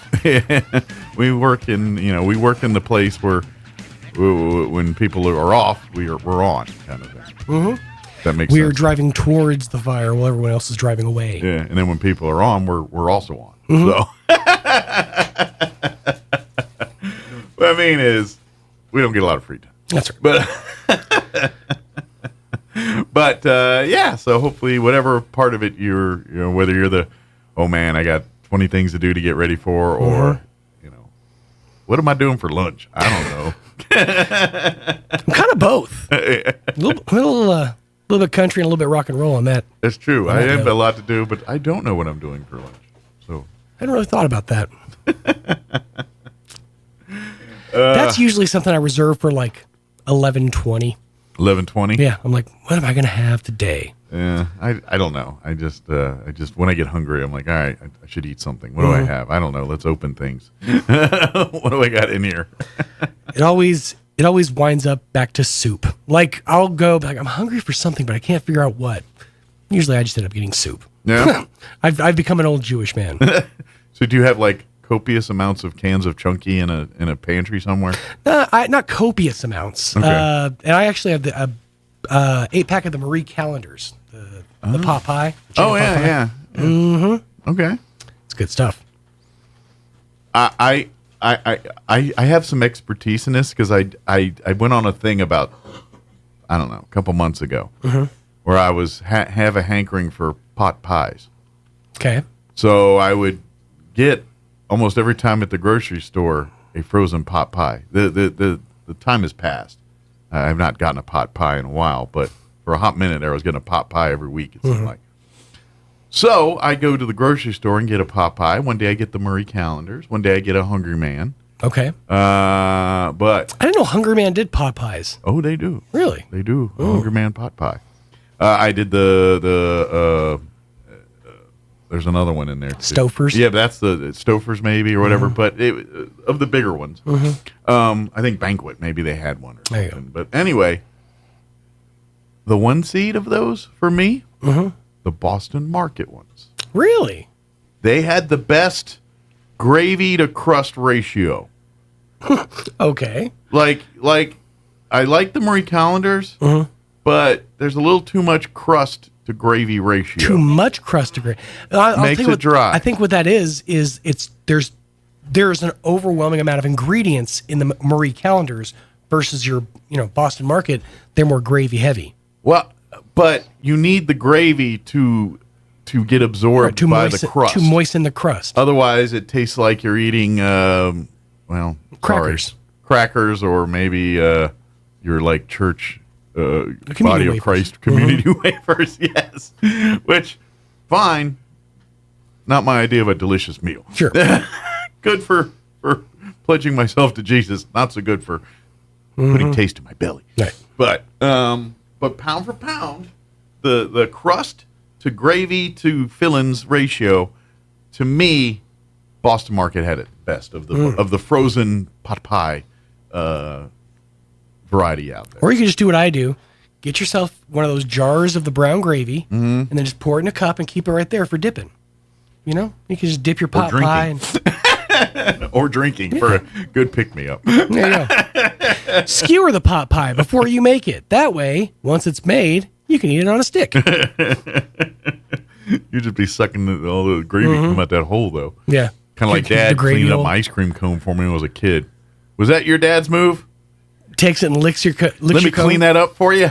No, he never did that. Oh, that was my dad's go-to move. On an ice cream cone, that's vile. Well, it was my dad, and he does it to his son. He didn't do it to strangers. So, he did to me and my brother. But, yeah, we go to Highs, which was like 7-Eleven or Circle K, but not. There was a chain of them, but they were lesser. They didn't have as many amenities as 7-Eleven. But what they did have was a cooler about the size of our table full of ice cream that you could get in cones. So they had your Rocky Road, your chocolate, the whole nine. And so it was an excellent place to get cones. Now, are these like the old school drumstick cones wrapped in paper? No, it was the guy scoops them into a waffle cone and says, here you go, here's a cone of ice cream. Nice. And so that was one of our, Dad be like, hey, you want to go get ice cream at Highs? Yes, we do. Let's go. And, Dad, can I get 2 scoop? Yeah, let's get you 2 scoop because I can't handle. I'm going to. And so me kids, we're up here licking and we don't understand the physics of things. And so the ice cream on the side starts going down the hand, and that's where Dad comes in. Let me clean that up for you. I'm trying. And he'll grab that cone and he'll lick it. The next thing you know, you're like, dude, where's my cone? It's all my dad was oh, do you want a cone? No, I'm good. And then he cleans up mine, and I got deconed pretty much by his cleanup. This is going to sound sadder than it is. I don't recall ever getting ice cream with my dad. No? I'm sure it happened at some point. We were at some place and he got ice cream for the family or whatever, but we rarely went out for things like ice cream. The one I do remember is my sister. I used to get to hang out with her and when she'd go to youth group. Yeah. And that was mostly because Mom and Dad wanted the house to themselves, so take your annoying brother with you to church. And they would go to Brahms. So that Brahms was actually, Brahms is where I first experienced the Dream Cooler waffle cone. Kim and I hit a Brahms when we did our road trip to Maryland. Oh, yeah? I love Brahms. It's like my favorite place in the entire world. But yeah, that's the one I remember was having a Dream Cooler waffle cone on it was like an outside seating area outside the Brahms in Medill. And that's the one I remember. Now, my one seed for ice cream and all is, and now some East Coasters might know this. They still exist, but there's not many left. Okay. It is, and Kim knows what I'm talking about. It is a restaurant that is a la style of Denny's or IHOP. Okay. Called Friendly's. Oh yeah, heard of Friendly's. Friendly's. They were back in the day. They were huge. Like they was one on every street corner. Right. You know? Now I think there's like one or two in the entire DC area. Maybe a dozen or two in the entire existence of Friendly's still. But anyway, enough where they still have a Facebook page, and I subscribe to it, and I get menu items. But they serve burgers and chicken fingers and family style diner food. But what they're known for is their ice cream, and it's so much so that they do sell like Friendly's ice cream in supermarkets and things. That's where I think I know the name from. Mostly East Coast, but sometimes. But their handcrafted sundaes are the best. And my mother... Friendly's was featured in Stranger Things, if I'm not mistaken. May have been. I think it was in one of those malls. Was it? I think so. It's Friendly's usually isn't a mall thing. It's usually a restaurant. Well, I remember the name. I just that name is ringing so familiar to me, and I can't figure out why. I've never been to one, but by the way, don't ever snap at me again. Season 4 of The Boys. Fudgy the Whale shows up in there. Nuh-uh. Wow. Carvel shows up again. Couldn't spring for Cookie Puss. Huh? No, you got Fudgy the Whale. Homelander, such a cheapskate. But anyway, although I preferred Fudgy the Whale. Yeah. Because he's fudgy. But anyway. Friendly's was like, they had their signature ice cream sundae, which was what my mother always got. I didn't get it because it had bananas, was their Jim Dandy. And it was literally this big old glass they filled with ice cream and banana slices and whipped cream and hot fudge and I think peanut butter sauce and everything else known to man in it. But my go-to was the Reese's sundae. Okay. And it was the same thing filled with peanut butter, chocolate ice cream, but peanut butter and hot fudge. And you could get either with Reese's Cups or Reese's Pieces, whipped cream. Oh, that sundae was one of the reasons Mike is still a chocoholic to this day. That was the one that reeled me in. But when my family said we're going to Friendly's, that you might have told me we're going to the moon or Disney World. I was that excited. Mike busted out his tasting spoon. He was ready for an adventure. And I knew I would get the sundae I want because Mom had to get the sundae she wanted, and the only way she get the sundae she wanted is that I get the sundae I want because I would raise holy Hades if she's eating her Jim Dandy and I'm stuck with nothing. So to scream loud, the squeaky wheel gets the grease in those situations. I learned that from my brother because he's the ultimate squeaky wheel back. Yeah, there was a little different in my house growing up. It was more of you get what you get and we don't throw a fit. That's my dad would not play these games, but Mom. Mom was, you could work her. You had to work the right buttons. You had to play the angles just right, but you knew Mom was the softie. You could get her to agree to anything. Ice Cream Man money. She was easy to bribe. All you had to do was get her a chipwich. If Ice Cream Man, because that was back in the day, kids, the jingle into the Ice Cream Man, that was kids come running. That was, before the internets. They're still around. Yeah, but I don't see them in neighborhoods and things like back in the day. You don't kick it in the right neighborhoods. I guess I don't. And they haven't changed in 30 years. Well, anyway, I'd hear that guy coming. And, of course, we never had money. So, and Mom used to frown upon us just randomly, rummaging through her purse for cash. She'd get mad when we did that. Not that we didn't, but we did. Sure. But anyway, when Mom was home, I was like, Mom, Ice Cream Man. And finally, can we get some money? And she's like, fine. Get me a chipwich. So we take a $4 or $5 out of her wallet and get her chipwich was like $1.50 or whatever, and or $1.25. I don't remember. And then we'd get either I get my chocolate malt or my Andy Cap hot fries and cherry cola. Nice. Or my Cherry Clan candies, which I think are racist now because they got the Asian man with the cherry. Grape ape or grape. Was it grape ape? Grape. It was grape something. Grape ape. Yeah. And then there was lemon heads. And I used to get, and candy cigarettes. That was the other thing. That was the other candy thing. sticks now. Yeah. But yeah, that was, I guess our guest isn't here. I've just been talking about ice cream for 20 minutes. So maybe I need to pick an interview. She may not be coming. So. Even though we booked it just. I'm pretty sure it was just recently booked, right? Like a week ago? Like Friday, I think. So we'll see. All right, it is 8:19. Let's do this. Let's go ahead and get you up to date on the weather. I'm meteorologist Steve Hamilton with your Pecos Valley weather. It'll be sunny and hot today, highs in the low 100s, although we may see an afternoon shower or thunderstorm today. Scattered showers this evening, cloudy overnight, and we're in the mid-70s. For Wednesday, we may get some scattered showers, upper 90s on the afternoon high. Independence Day looks like a sunny and hot day. Afternoon highs 100 to 105. That's your latest forecast. I'm meteorologist Steve Hamilton. Thank you, Steve. Currently, you know what? I didn't refresh. So let me give you the freshest weather possible and refresh. Currently 75 degrees here in Roswell.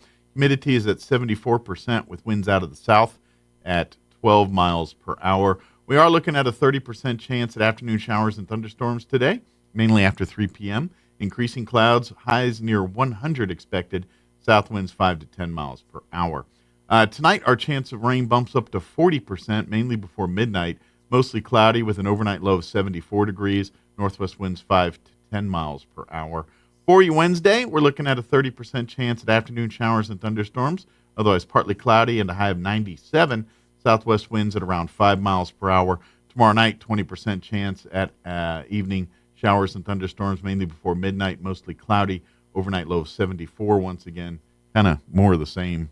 A lot of patterns here. Winds out of the west at around 5 miles per hour. For your Independence Day Thursday, mostly sunny and a high of 103. South winds 5 to 10 miles per hour. That night, Thursday night, partly cloudy, 73 for an overnight low. And then for UFO Festival, a little bit cooler, but rain chances for the afternoons. 30% chance at afternoon showers, mostly sunny and 91. So for Friday. Friday night, a 30% chance at showers and thunderstorms for midnight. Partly cloudy, 69, the overnight low there. 30% chance of rain Saturday afternoon, mostly sunny and 92.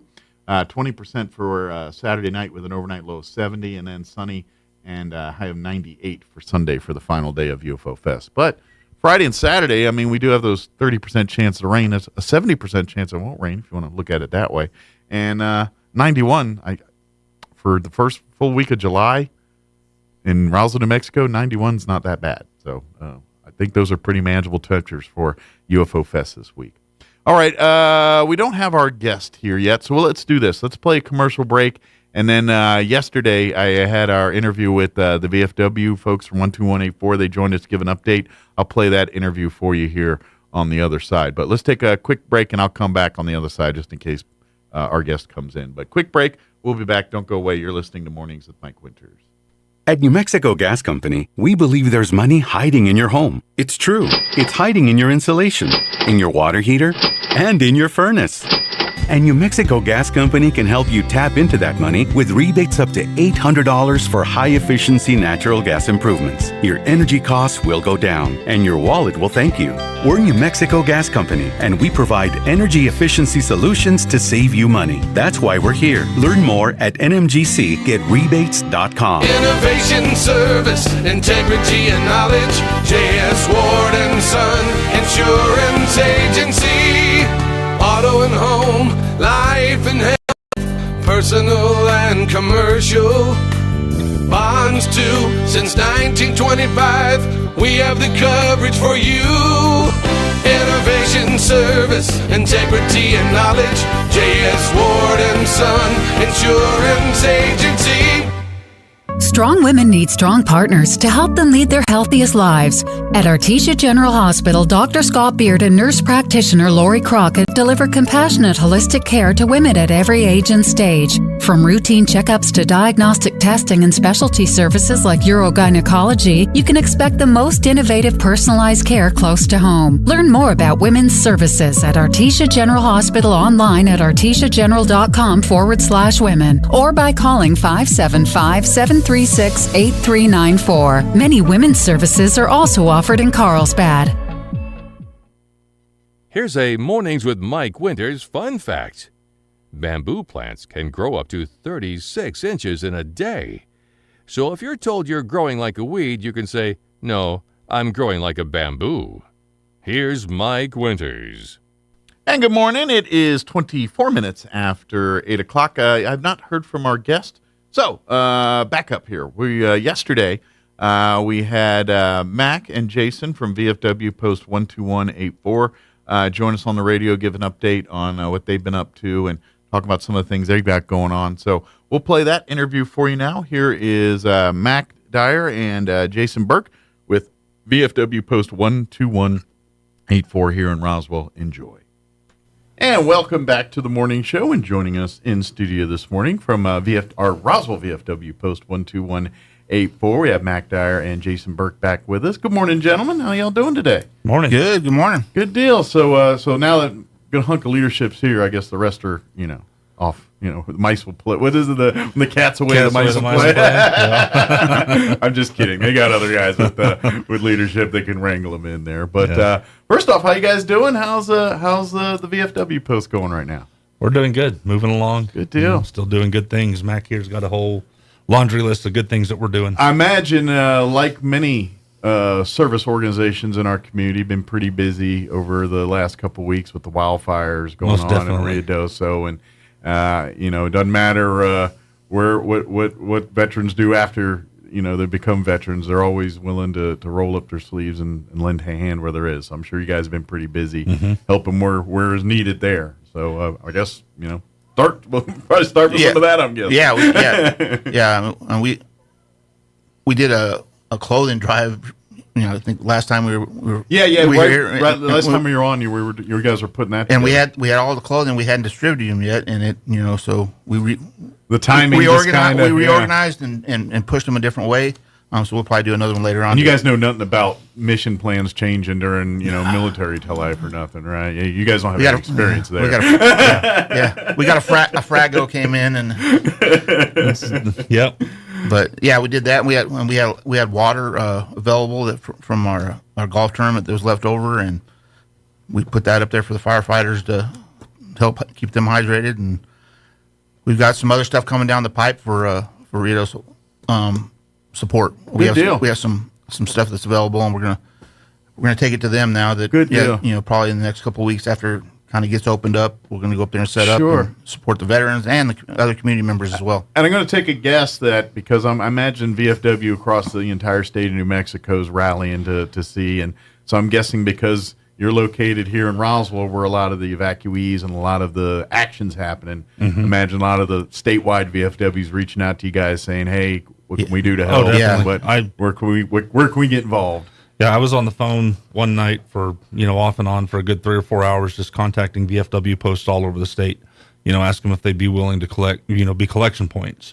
And then, from there, they would take it to the, your community collection points, so to say. And there are collection points all over the state. So absolutely. Yeah, we came together pretty good. Yeah. And that's something I think people, need to understand too, is, not only are our local chapters of various organizations, including VFW, but statewide, they're networking, and we're seeing stuff from all over the state come in. So it's a good thing. And now that we're kind of at a point where the fires are mostly contained, but there's still a lot of people, evacuees, that are still needing help. Yeah, so there's going to be a lot of rebuilding. Yeah. That's remind folks that just because the fires are out doesn't mean the work's not done. Exactly. We got a lot going on there. Yeah. Good deal. So what else you guys got going on? Oh, we've been busy. We had our state since last time we talked. We had our state convention. Where did you guys have? Where was it at? It's in Albuquerque. Okay. The last one was in Albuquerque. That's typically where it is because it's hard to find a place that's in this state that's big enough that can support. And it will also enough competition where you can get it at a fair price. And sometimes because there's probably more, VFW members in the Albuquerque area, just because like New Mexico, that's where most of our population is, and a lot of them are like, I don't want to go down south, or let's just do it here. Other entities, you fight those same kind of things. Yeah. Some folks, the people up there, don't want to come out of their bubbles sometimes. Well, now there are other conferences and things like that. Like we have a midwinter conference that's that comes up. And so you do share the love a little bit. Well, and we're going to try to eventually start doing that here in Roswell. Good deal. So if we can get some hotels to here in Roswell to work with us, let us use a convention room. Wink, wink, nod, nod. What? Anybody listening? Good deal. Yeah, and for folks that don't know, that does generate some coinage for the city and everything else, because you get, depending on the size of that convention, if it's state convention, you probably have a couple hundred VFW members in town, staying in lodging, eating in restaurants, shopping, doing, what people do when they're in Roswell. Mm-hmm. So, these are good things. So if there's anybody that wants to, be involved with that, reach out to Mac or Jason here, and they'd be happy to talk to you a little bit more about that kind of stuff. Mm-hmm. So, trust me, it's good, and we're a good hosting city. We love to bring our locals in, and love to bring people from out of town to show them what we got, and be the ambassadors we always are. So good deal. Yeah. So good deal. But anyway, sorry I got sidetracked there. Talk a little bit about some of the highlights from state. Oh, it was a good convention for Roswell. I mean, we did. The Post has done great things this year, and we got recognized for a lot of that. I mean, Jason's one of the top recruiters in the state. He got an award up there for recruiting. We got a national award, a National Law Enforcement Officer of the Year award. Oh, wow. Yeah. He hasn't been notified yet, so we can't throw out a name All yet, right. but we're going to do something big for him. Hopefully he's not listening and be like, wait a minute, I'm a law enforcement. Hold on. Make them all think about it for it's for another one, sir. And we had several state award winners too. The Junior RTC Cadet of the Year came from Roswell. Oh, cool. Actually, out of Nemi, and she's a Roswell resident. Awesome. Her name is Mary Olvera. She's an awesome young lady. She's actually I saw her last weekend at the Capitol at Martin's. Yeah, and she was leaving the next day for the Air Force. She's gone. Oh, what's her plans? She's going Air Force. She reported Air Force Academy last week, so we had to present the award to her mom. But does she happen to mention what does she want to be a pilot or? I don't think she didn't mention anything to me, so I'm not sure if she knows yet. She's probably like, no, I'm going to be in the brass. I'm going to be in the Pentagon running things. Yeah. She's a very impressive young lady. Awesome. Well, she'll good luck in Colorado Springs. She's going to make some memories, and this is that time of year. We're all in our age. That's the time we look back at and all that. So she's about to enter a pretty exciting time in her life. That's awesome. Good deal. Congratulations to her. So, and we also got the state. We won the State Employer of the Year award too. Wow. Yeah. Crumlin Auto Group is our the employer. Well, we all know Crumlin Employer of the Year. Crumlin gets so involved in so many facets in our community, and of course, with your day job, you're very familiar with when they partnered up with the college, and especially when they were doing the renovations of their own mechanics classroom, basically. Yeah. Crumlin kind of said, "Hey, we happen to have some garages and things that we do these kind of works in. Bring your students on down." Well, that's the thing too. If you walk upstairs at Crumlin Auto Group, and you're going to see all these trophies and plaques and stuff like that, and they all have one thing in common. They all say thank you, or they something for community service. So yeah, Crumlin Auto Group's great. Absolutely, they're always and they do so much for veterans. Veterans transport. You're probably very familiar with that. Crumlin's an integral part in making sure that happens. American Legion he supports, VFW. There's way more than I can mention here, and he just keeps doing it. That's that community partnership. How many times do you guys go and see events, major city events, town events? Whether it's a sports tournament or a Cinco de Mayo thing, and Crumlin Auto Group's usually one of the ones in there that helped in some way, shape, or form to make it happen. So it does not surprise me that they excel in this in hiring veterans and everything else too. That kind of jives with the rest of it there. So that's awesome. Yeah. Good deal. Which makes it good for recruiting for you, I get, because you're like, hey, while you working, I happen to know something. And there's a lot of veterans there at Crumlin, probably from selling to back in the service department to in the management side of things. Oh yeah, too. yeah. There's a few. Absolutely, good deal. What else we got? Oh, well, only a couple more awards we're doing this year. We had a Firefighter of the Year award for Roswell Firefighter. We haven't announced it to him yet either, so we'll be doing all that here in probably next month. We're going to get all have a big time Good there, deal. recognize them. So we got some first responders here that you guys are going to be honoring, and again sharing a lot of the same. And a lot of times you see a lot of first responders after their, a lot of them maybe got their first taste of that kind of stuff in serving in the military. We just signed the newest member of the Post is a firefighter, and he's like, I know two other guys that just got out, but so it's it's a it's a family over there. So absolutely, it's and first responders they share the same brain, that family that watch your six mentality that military members have. Yeah. So It's serving exactly. Mm-hmm. It's a serving heart. So it's great that you guys are honoring some of our local heroes here that do the stuff day in and day out. That's just. I mean, that's something that I don't think people realize, that when you look at our law enforcement. I know I'm getting sidetracked here, but I've had opportunities to do ride-alongs with some of our police officers in the past, and they do so much just little stuff. They're going down the alley. They see homeless folks. They just check in on them. How you doing? Can you get you some water? They're pulling water and their own personal items out of the vehicles to give to people as they're out on their beats, so to speak. And most of that stuff goes unnoticed, unmentioned, unsaid. But our law enforcement first responders, they're constantly, not only in some of the roughest places in town, but helping as much as they can. Whenever. Oh yeah, most definitely. Yep. Absolutely. Yeah. So that's a pretty cool deal. So, sorry, what else we want to talk about here? We started our Dine to Donate. We talked about it last time. We were fixing to start it, I think. And yes, we've been. We've had 2 iterations of it now. Okay. Yeah. Or 3. Dine to Donate's actually been going. You're doing it about monthly now, or yes, monthly. Yeah, Dine to Donate, and we're doing Patriots on the Patio. That's what we talked about starting up last time. That's right. That was the new one. We've done it. I think twice now. Or we've done the Patriots on the patio a couple of times. We did the Army birthday celebration. It fell in line, pretty good. And we did the Army's birthday celebration on the patio there at Texas Roadhouse. Had a little birthday cake and a little camaraderie going on. Absolutely. But meet some other veterans and come swap some stories and some fishtails and have a good time. Yeah, and we're thinking about changing up a little bit. We're going to do some more focused efforts for the Patriots on the Patio to get more participation. We're going to do a law enforcement month, and we're going to do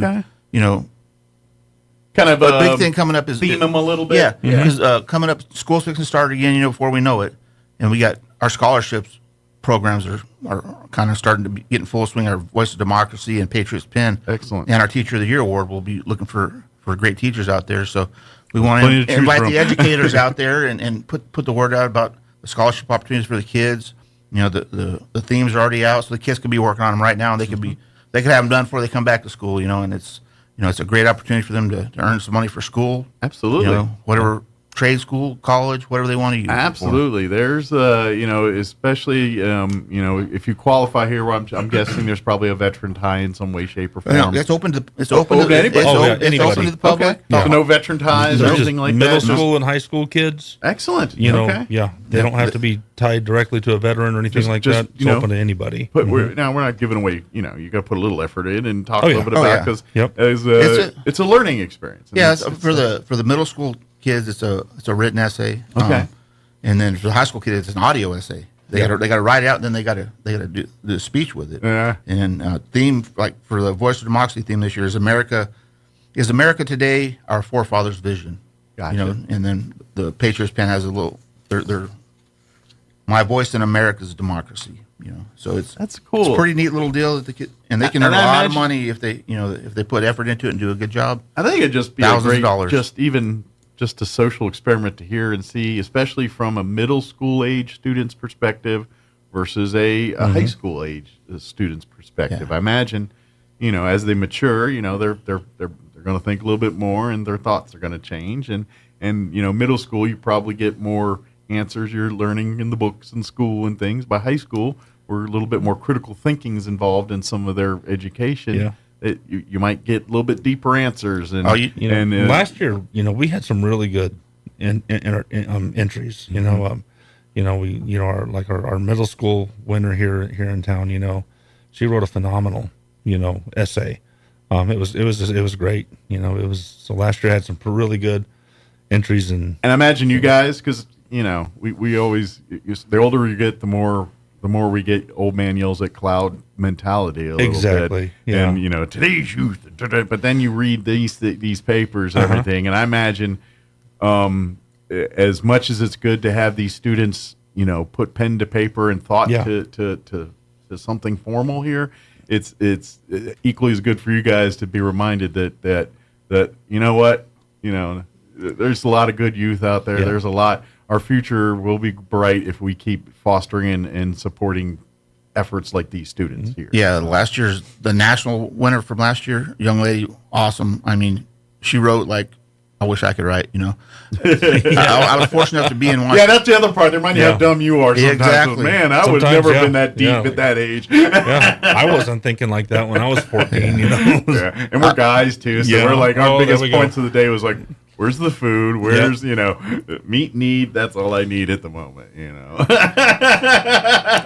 you were right, though. As we get older, it's like, oh, today's youth, oh, they're so lost. We get more cynical. But then we read these essays, we read these essays and we're like, wow, it was refreshing. Yes. I put it to you that way. Faith and hope gets restored a little bit. You're like, okay, maybe some of what, the cloud we're yelling at, some of that's sinking in a little bit, and that's the good thing. So, and this is why I invite more veterans to get involved too. Yep. If you're a veteran looking to get involved, I invite you to VFW and say, hey, you're going to end up meeting some people that probably see eye to eye on quite a few things that you do, and that's and it's still that same, it's the good part of the military where no matter the group of people, the obstacles together, there was always a job to be done and good that comes from it, the camaraderie, everything, and that's what VFW is. And if you're looking to get back to that.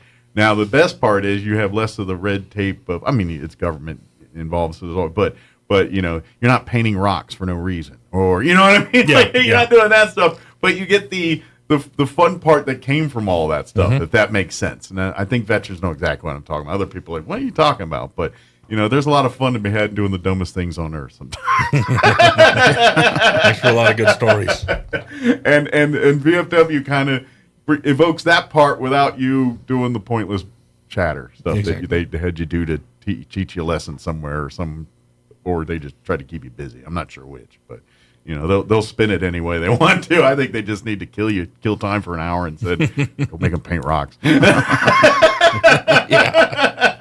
Painted lots of rocks. But anyway, if you're looking to get involved and like you said, you want to make a difference. That's what VFW is it's that social side, the side of, hey, let's hang out, be buddies, check in on each other. How you doing? How's your family doing? That there's that side of it, but then there's the side of, okay, where can we make a difference in the community? Where can we help out? And you guys have kind of tent-poled a couple different areas here with youth, with immediate needs like flooding and homelessness and things like that, and fires. So you guys got a lot of irons and fires here. So whatever your passion is, there's more likely your VFW post is got a section that you can a niche you can find where you can get involved with. Yes, sir. And even just supporting. If you're saying I want to be a member, I can't come to all the meetings, I can't. But your membership, like we've talked in the past, when they're bucking for veterans issues, it does make a difference. You walk in the room and say, I got 1 million strong, sounds a lot better than I got 100,000 strong. Yeah, most definitely. So that helps in ways too. So please, even if you say, well, I don't have the time to commit, well, if you've got the membership, your name on the list gives them a fighting chance when they're fighting for veteran and other benefits for folks too. Yeah, I got the state VA secretary and his staff, as well as the director for the New Mexico VA system, came to town for the commander's call 2 weeks ago, and I got to go up there and attend that, listen to them talk, and then they gave me an opportunity to speak along with the other commanders, some of the other service organizations, and we got to let them know the problems that the veterans are challenged with, within the state. Absolutely. And then, and it's probably, and this is getting a little philosophical, but it goes against the mindset of what a veteran is most part, because my veterans, and I'm not saying everyone, I'm not trying to paint a big brush, but, I'm painting a brush nonetheless. Veterans, by and large, aren't the most forthcoming when it comes to asking for help or yes, for something that they build us up in such team building and many of our tasks as military members, when it comes to if you've got a problem or a job, we have a stubbornness to it. It's like, no, and I don't know if it's, it ain't done right, you do it yourself mindset, or I'm too proud to ask. I don't know. Maybe it's a cocktail of all that stuff. But veterans, by and large, aren't the most receptive to that kind of stuff. So we need to remind each other sometimes that we're not super men and women. We're not invincible. We do need to ask for help sometimes, and this is why you see many homeless veterans and things. We're stubborn enough to go to the point of I'll sit with no home before I ask for help. Yeah, that is it a does thing. Happen. And that's a good point. June is PTSD Awareness Month, and there's a lot of things on the VA website. There's a whole calendar of stuff you can do every day that you'll find information and stuff. And sure, that's probably one of the top concerns that veterans face. And if you're dealing with any kind of those things, veteran, not veteran, reach out. Any of our veteran service organizations would be there to help you out, even if you don't have a veteran connection. If you're having some mental health, we will talk to you. We will help you. We will put you in touch with the people that can do more if we can't help you directly. So I know there's some training going to be coming up here in August, I think. The Department of Veteran Services and some other organizations are putting together. It's going to be here locally. And we're bringing in we have a trained suicide, prevention class that we're going to bring into town too here later on in the year too, to open to the public, firefighters, police, anybody. So I highly recommend reach out to the Health Council. They might have a lot of resources and support, and definitely would love to partner. That's kind of what they do every day and of course they have the 211 hotline, which for folks that don't know, if you have non-medical emergency issues in Chavis, and it's anywhere. If you call 211 Albuquerque, you'll get the 211 folks there. We've got our folks here in Chaves County that help out there. But if it's stuff like, hey, I'm new to town and I'm looking for a doctor, or I have a child with autism, what kind of resources are available, or I need food assistance, who do I talk to? That's what that number's for. Or if I want some support for mental health, who do I talk to? So for folks out there, if you're having those things today, don't hesitate to call 211. And like I said, it's not an emergency number. If you've got a medical emergency, call 911. But if you're looking for good healthcare information, it's probably your best resource for everything local here. So imagine you guys tap into that too. They'll love to kind of partner and probably even add more to what you guys want to do to help out there too. So it's kind of definitely we'll definitely reach out to them. But again, come on out. Come. You guys meet the last Thursday of the month. Is it still at Grace Church? Yep, I know. 7 o'clock. Still at Grace Church. We're still trying to find a post home. So working on that. Anybody knows of anything, let us know. Reach out to us. Good deal. We're looking for. We're looking for a building. Absolutely, and trust me, I know how expensive that is and everything else. And then when you do find a building, then the sweat equity part comes in because, by and large, they just don't have these prefab VFW posts that are just ready to slap in and move in and ready to go. There's not like a Zillow.com of VFW posts that you can just move in ready. That'd be kind of cool, wouldn't it? That would be kind of cool. Maybe there's a niche. But so people, please come out to the next meeting here. Like I said, that final Thursday of the month at Grace Community Church at 7 p.m. Come if you're interested in becoming a member of the VFW, or if you just want to check it out, see what it's about, or we're still looking for auxiliary members too. And that's right. Bring your spouses and family members. We're definitely looking to. It is a family organization here, and looking to grow past our actual VFW member to incorporate the spouses and other members of the family as well too. So. Yeah, that'll help us serve the community even more. Sure. Well, and I know for a fact, because I get involved in the American Legion and others too, and usually your auxiliary, they're kind of the class of your organization. Where, by and large, the vets are meatheads, and I'm not being gender specific. The women are meatheads too. We're all meatheads as vets. Sometimes we need the spouse to say, "Hey, remember what the humans do? Come here." Well, if you want to kind of know the dynamic of an auxiliary and a post, just come to my house and watch me and my wife. Okay, I'm the explosive, compulsive, meathead. Yeah. You know? My wife, she's got it together. Yeah. So that's kind of the same dynamic there, Exactly. right? It's the auxiliary that keeps us classy. Yep. If anybody has any, I should, before we get to that, is there any other information, anything we wanted to cover? Did we get? We hit most of it. I just want to throw a shout out to Texas Roadhouse for always supporting us. Yes. When is your next Dine to Donate at Texas Roadhouse? I don't even have my calendar on. I will find out. It'll be on our website, VFW12184.org. There you go. And on our Facebook page. And if you don't remember well. any of that, you can type in VFW Roswell, New Mexico. It'll probably be the first thing that pops up on your. I can let you know. And and Jason or Mac will text me here, and I'll share it in ad nauseum on our show here. So don't worry about that. And of course, if you type in VFW Post 12184 on Facebook, or just type VFW Roswell, something along those lines, you'll also find the Facebook page, which you can always shoot a message or like and follow and stay up to date on every little event and thing that's going on through VFW. When the next Dine to Donate is about a week out. I run the LinkedIn page for the VFW. Okay, about a week out, I start posting the Dine to Donate stuff. Okay, and then you're on LinkedIn as well too. Yep, it'll be there too. On there. Yep.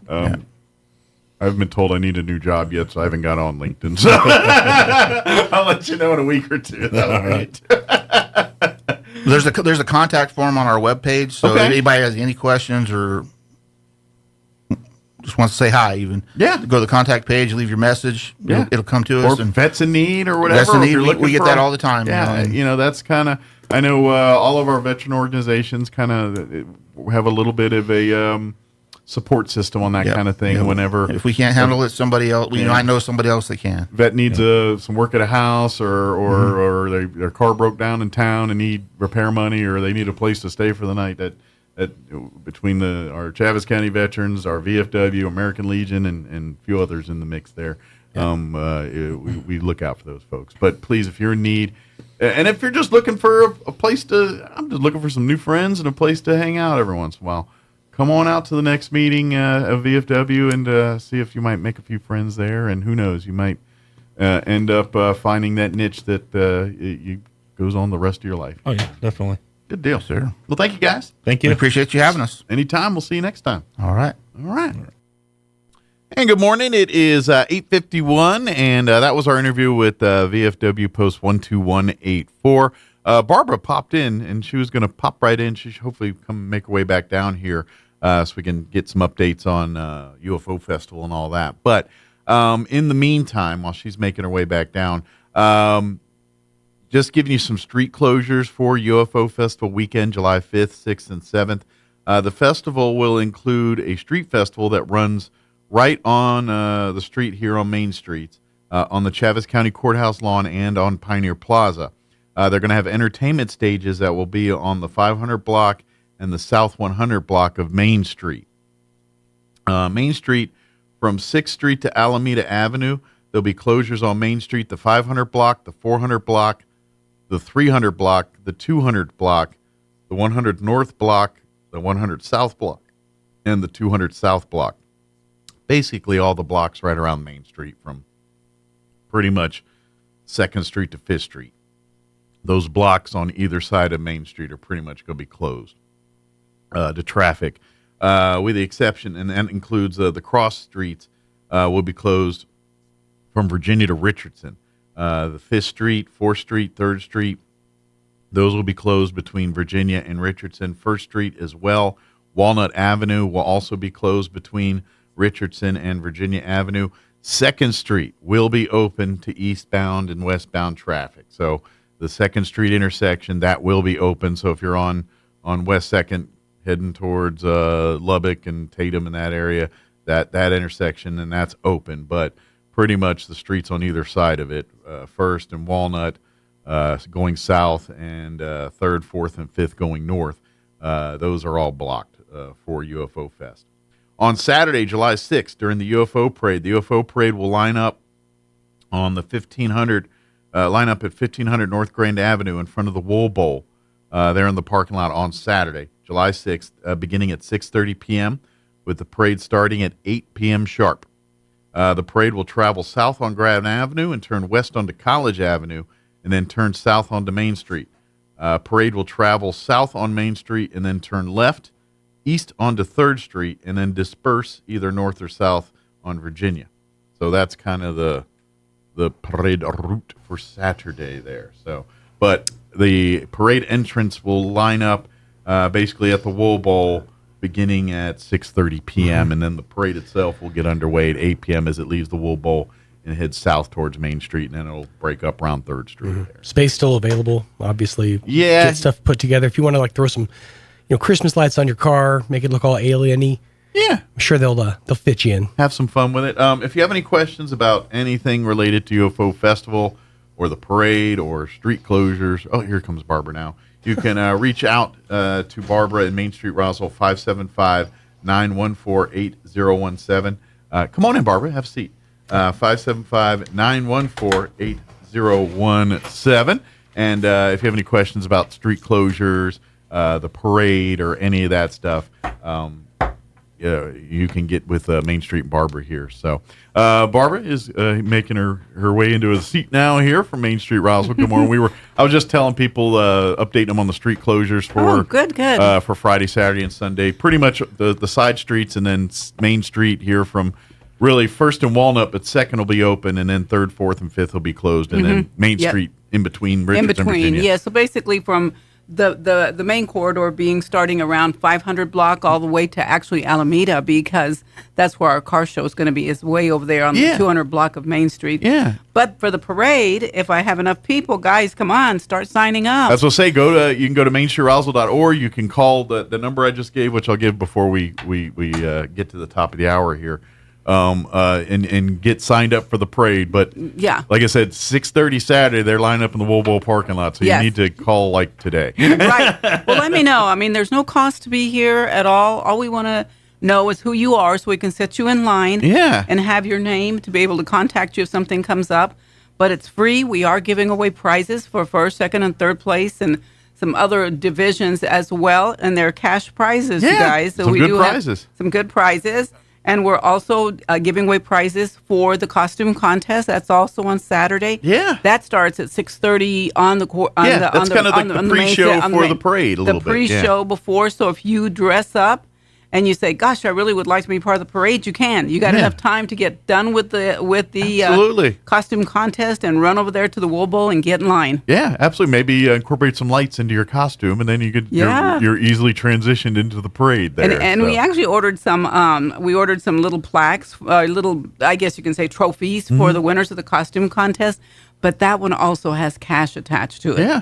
So there's all kinds of fun stuff. And today I wanted to tell you guys about the scavenger hunt. Yes, that's if you on the courthouse lawn will probably be your place to get your scavenger hunt accoutrement. Yes, we've done a lot of different things, and I tend to change it a little bit each year. But this year we're going to do a scavenger hunt bingo. Nice. To be honest with you, it's in honor of our top sponsor this year, which is the Sertoma Club. Ah, nice. Which they like to do their bingo. They do bingo, right? And they are our top sponsor this year, so we really appreciate them and all our other sponsors. We have lots of great sponsors, and in kind. People that don't give us money, but they give us things that are worth so much. Sure. That we appreciate them. The prizes, it's all part of the whole event. Everything makes it happen. It's all part of the event. Yeah, absolutely. So let me tell you a little bit about the scavenger hunt this year. It's going to be called the Bingo Scavenger Hunt. All right. So you have all kinds of wonderful places downtown that if you go visit them, everybody knows how bingos work. You make a bingo if you get one whole line. If it's diagonal, if it's up and down, if it's sideways. The blackout, there's different games. Yeah. Right. But this one, if you even go down one line, which means you have visited at least 4 places. And you get the free space in the middle, right? That's right. And it's not quite free, Mike, because you do have to take a survey. Okay. So once you complete the survey, it'll be probably set up in a QR code so you can take a picture of it, and then you put down what the answers are.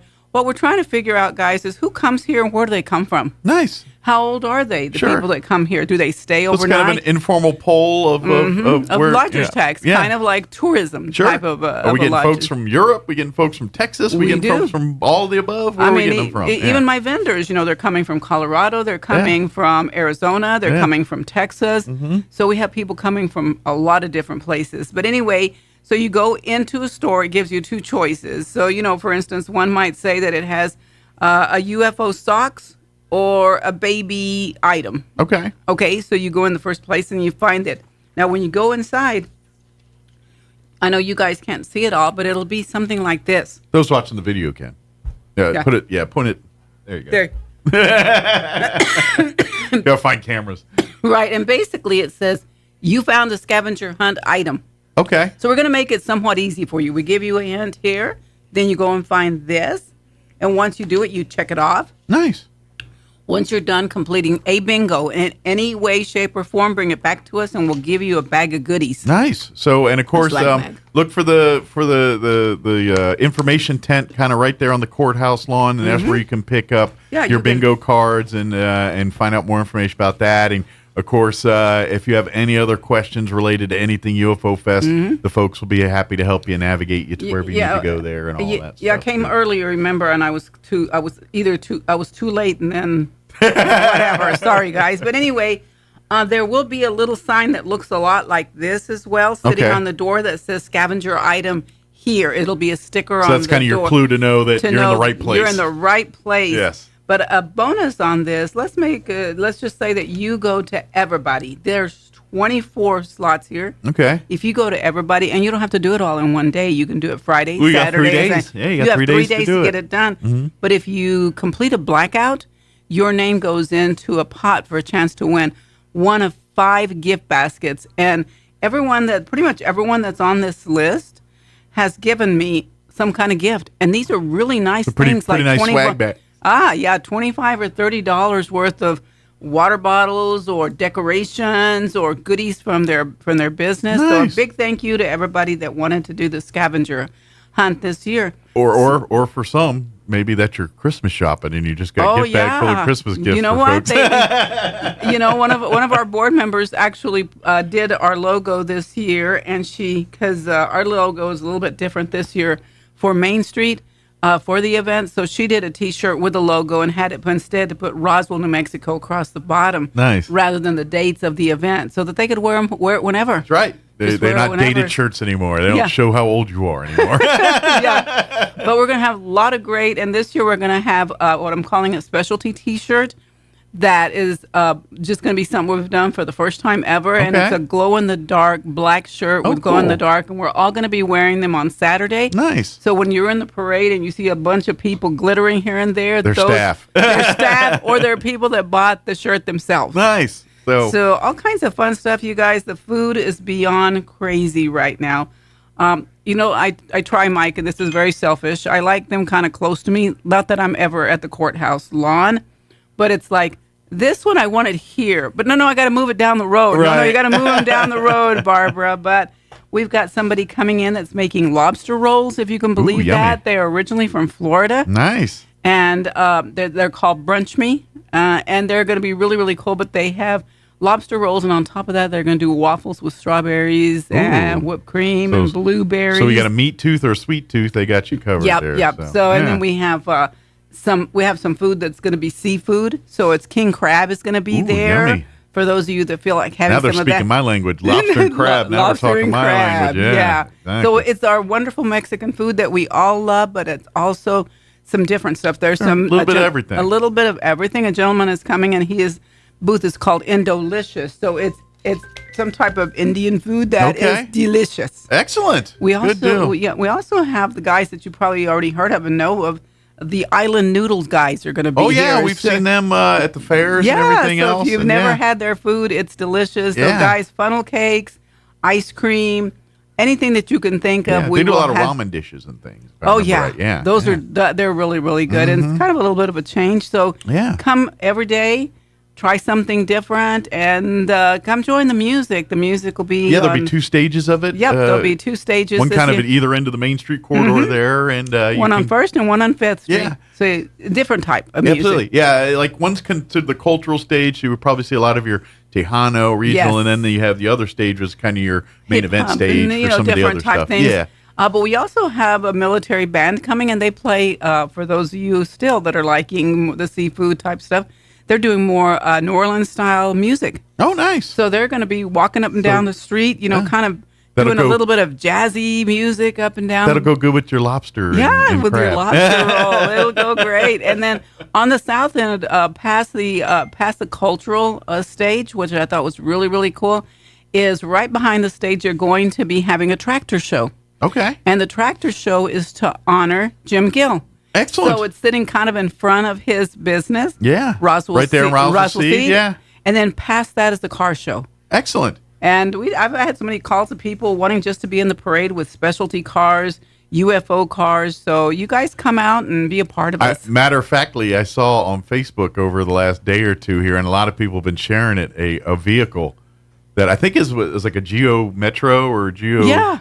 And they turned it into a flying saucer. Yes. And they're driving it from like Missouri or somewhere to here. Yes. And I guess the Facebook post is a cop pulled them over just to basically see what took a bunch of pictures and stuff. Yeah. And so it's kind of gone viral on the social media now. Yeah, and it's actually going to be part of what's happening over at the convention center. Oh, cool. So the Galacticon and those people invited them to come, and so they're going to be a part of that. Excellent. But I did hear that story that they're driving their UFO car this far, that they're getting stopped and getting looked, which is great. Because he should put a sign on him that says, "Follow me to Roswell." That's what he should say. Exactly. And then when they get here, let's put some lights on that thing and we'll put it in the parade on Saturday. Yeah, and actually, we already have it in the parade. Good. Yes, good. Someone good was thinking. But it's just going to be an awesome time, you guys. We're looking forward to seeing all of you.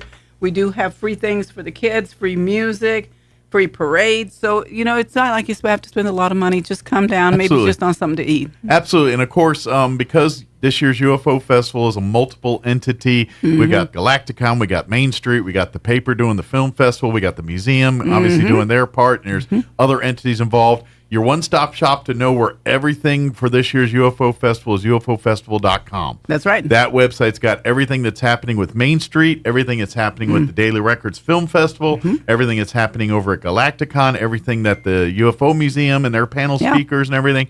It's all right there, so you can kind of plot and plan. It's like, okay, Friday, I want to be over here at Galacticon at this time for this, and then I want to be down at the South Stage for this, and then and that. Yeah, and don't miss the Miniature Museum. They're actually doing the Globots over there. Excellent. So venture over a block over to on that side over and check out the Miniatures Museum, which I hear they're expanding and growing in the future I'm here so excited about what they're doing there. They gave me a tour the other day when I was there.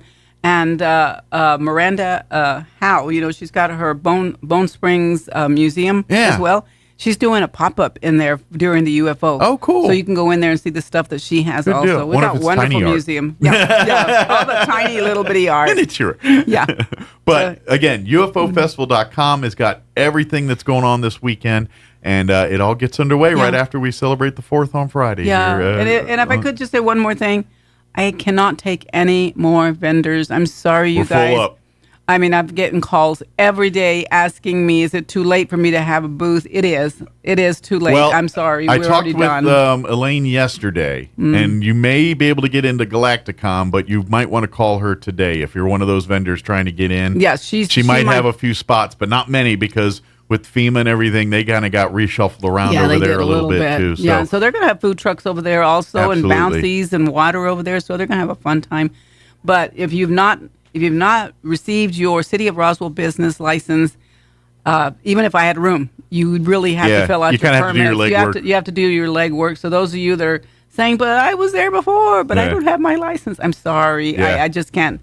I can't help you with that. Well, that's there's rules and regulations. There are. We can't skirt those. Time runs out after a while. That's but right. thank you, everyone, and come. Absolutely. Come out. And, of course, again, if you have any questions, UFOfestival.com, you can always call Main Street Roswell or shoot a message on the Facebook page. And Barbara or one of the other members will get a hold of you pretty quickly here. And I'm hoping I had some Oompa Loompas about now, let me tell you. I could use all the help I could Volunteer get. Volunteer if you'd like to. And actually, I'm having the volunteer meeting tonight at 5 o'clock. Okay. Over at the Chamber of Commerce. Okay. And if you thought, I wanted to volunteer, but I haven't had a chance to contact then just come on to the chamber tonight. Just come on to the chamber tonight. We're giving away putting together the things for the volunteers, their T-shirts and their lanyards and things like that. So if you're interested in volunteering, 5 o'clock, Chamber of Commerce. Excellent. All right. Tonight, be there. or be square or be something. But just come out and volunteer. And by the way, there's perks for being a volunteer. Like some of that swag we're talking about. Oh, yeah. Exclusive stuff for volunteers. And we have a volunteer specialty hospitality area where they can eat food that's been donated by this wonderful city. Oh, yeah. And so you can go have drinks, you All can our have home something to cooks and eat, everything, you know, have a couple of tacos, some pizza. You want some real enchiladas and some real, yeah. So there are perks to being a volunteer. Absolutely. So come tonight, 5 p.m. To the Chamber of Commerce if you're interested in being at the volunteers meeting, and UFOfestival.com if you have any questions about anything happening this Friday, Saturday, or Sunday in Roswell, New Mexico. And I may or may not be back on Friday, Mike. I know it's First Friday, but you may see me or you might see somebody else, but we will be back to give you one quick recap on Friday. Yeah, in case there's any last-minute changes, additions, or whatever's there. Sure. So, good deal. Well, thank you, Barbara. Thank you, Mike. All right, it is 9 minutes after 9 o'clock. We'll go ahead and officially start the hour here with our open and be back on in just a second.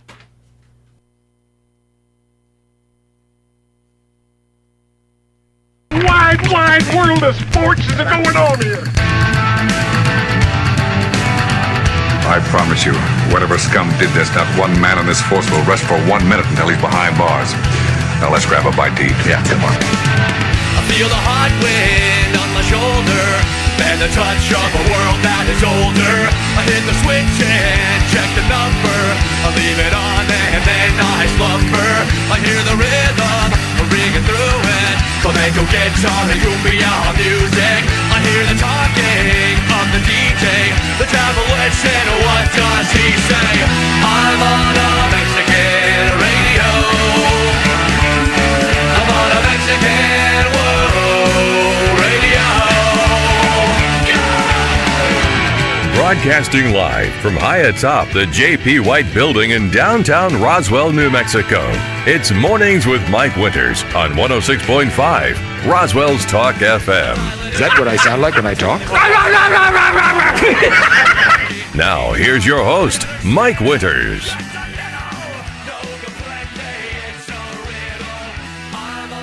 And good morning. It is 11 minutes after 9 o'clock. Welcome to our number 3. Trace Infiernos. And I'm out. Mornings with Mike Winters, right here on 106.5 Roswell's Talk FM 8. We got a little late hour start on this hour here as we had an extra long hour number 2. So, but and never mind. I was going to say something about number 2, and then I said, nah, let that one die. But happy hour number 3. Happy Tuesday. Of course, a busy, non-busy week, if that makes sense at all, because we got holiday week with 4th of July here, day after tomorrow, and then we roll right into UFO Festival on Friday. So it's kind of like, I'm at work, but I don't feel like doing work. And yesterday was like the work day, and then maybe today's like, oh, I didn't get it done, so I got to do it. And tomorrow is a complete wasted day. That people are not going to be thinking, people that are actually at work aren't going to be thinking about work. They're going to be thinking about whatever's going on Thursday. And so yeah, production is maybe a little bit today, but we're kind of a week of everyone's just, we'll do it later kind of mindset. But then you have the other folks that are involved with UFO Festival and Galacticon. And so they're like, oh my gosh, I got to get this done. And then so when Friday hits, they're going to hit the ground running. So there's kind of two mindsets here this week. I've got the leisure week of I'm not doing nothing, or, oh man, I got 80 million things to do this week. So hence the weird week that it is. And then we just, of course, had, with going on and everything in Rio Doso, it's just been a weird couple weeks with fires and the evacuations of FEMA and I mean, a lot of good stuff, but it's just been a weird week, man. And UFO Festival almost feels like it's crept up on us a little bit. I mean, we've been talking about it for months, but with the fires and everything, kind of everyone's focus changed. And we didn't think so much about UFO Fest, and now we're like, oh, man, that's this weekend. We better get on the stick. So that's kind of what this week feels like. So, but anyway, speaking of UFO Festival, John LeMay, wearing his author hat today, is going to join us. He's going to be at Galacticon during UFO Festival with some of his books and some new books and some of your favorites and everything else too. So we'll get a update from John here and what's going on in the literary world with him here and talking about some of his latest stuff. And by the way, like I said, he'll be at Galacticon there. I highly, when you're out and about doing your UFO Festival, there's a lot of cool stuff that's going to be in Galacticon there. Not only authors like John, but if you're into cosplay or collectibles or any of that stuff, there's going to be a bevy of stuff. Other authors as well. So if you're looking for summer reads between John and the other authors, there should be a good stack of books for you to walk out of there with to get some summer reading done with. So, but we'll talk all about that with John here in just a few. It is 9:14. Probably should go ahead and take a gander at your weather. I'm meteorologist Steve Hamilton with your Pecos Valley weather. It'll be sunny and hot today, highs in the low 100s, although we may see an afternoon shower or thunderstorm today. Scattered showers this evening, cloudy overnight, and we're in the mid-70s. For Wednesday, we may get some scattered showers, upper 90s on the afternoon high. Independence Day looks like a sunny and hot day. Afternoon highs 100 to 105. That's your latest forecast. I'm meteorologist Steve Hamilton.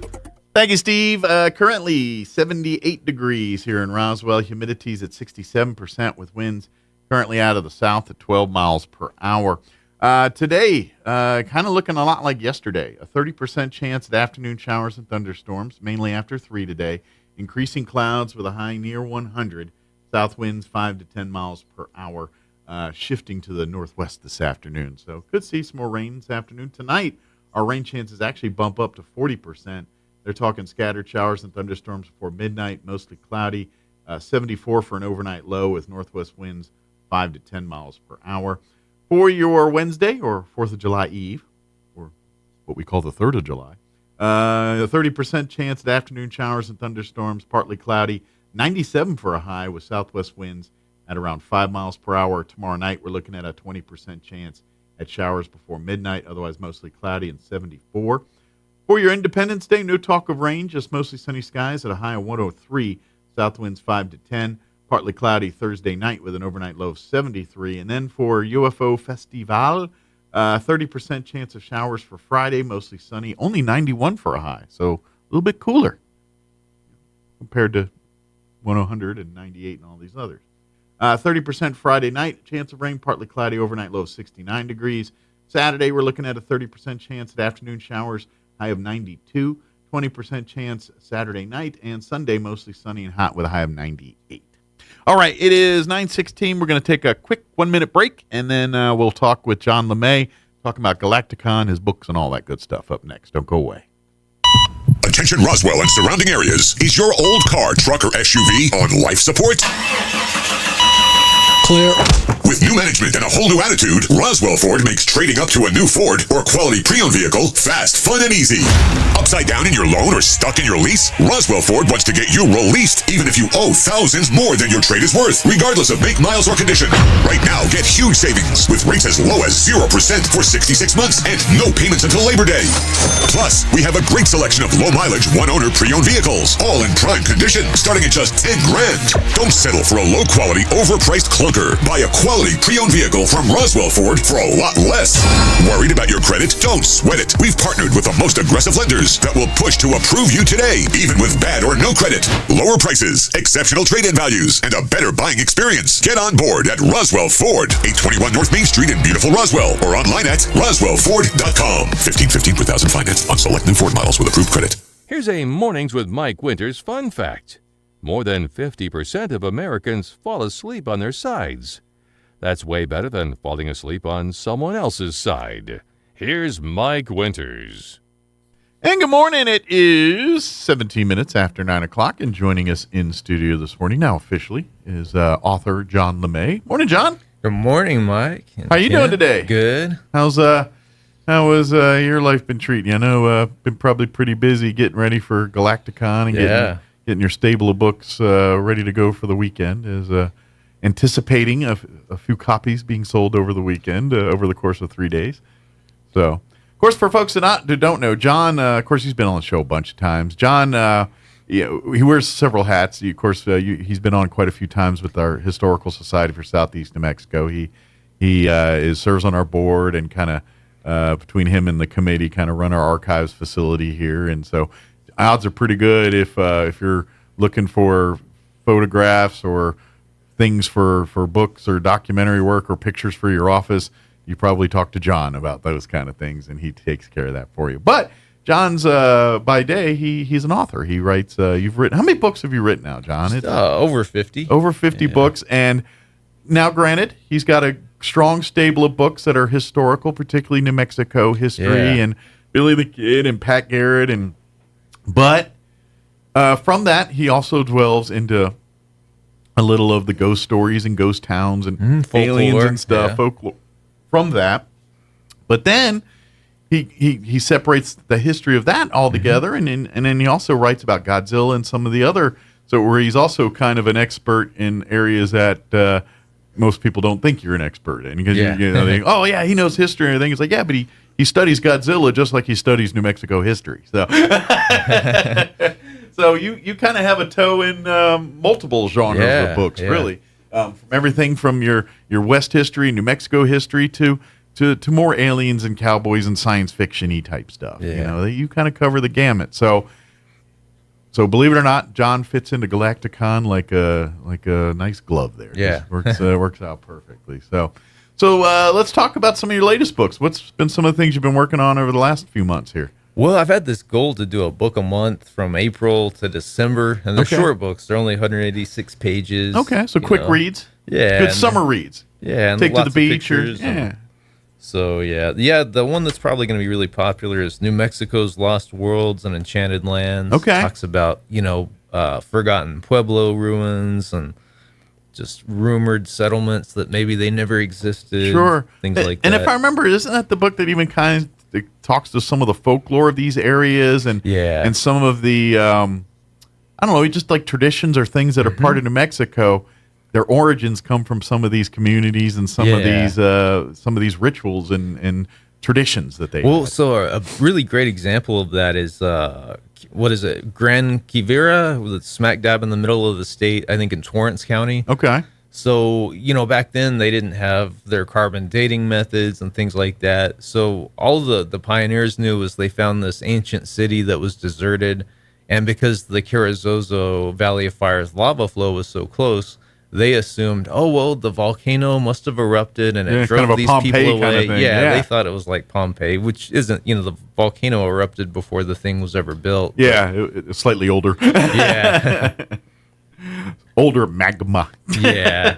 And then they also thought for some reason it was like the capital of New Spain, New Mexico. Okay. In the days of the conquistadors, which it wasn't. But again, it's just back then they didn't know. And they if you're out in the middle of nowhere and you uncover this city, it explores lots of options. I'm sure that through their archaeological digs and things, they're seeing evidence that's probably given them those ideas. Some of the artifacts and things that do tie into the Spanish conquistadors and things, because they were here in doing these things. And so, but as far as understanding how old, they can't look at it and say, oh yeah, that's 1,000 years old or that's 50 years old. They really didn't have any way to measure. Now we do.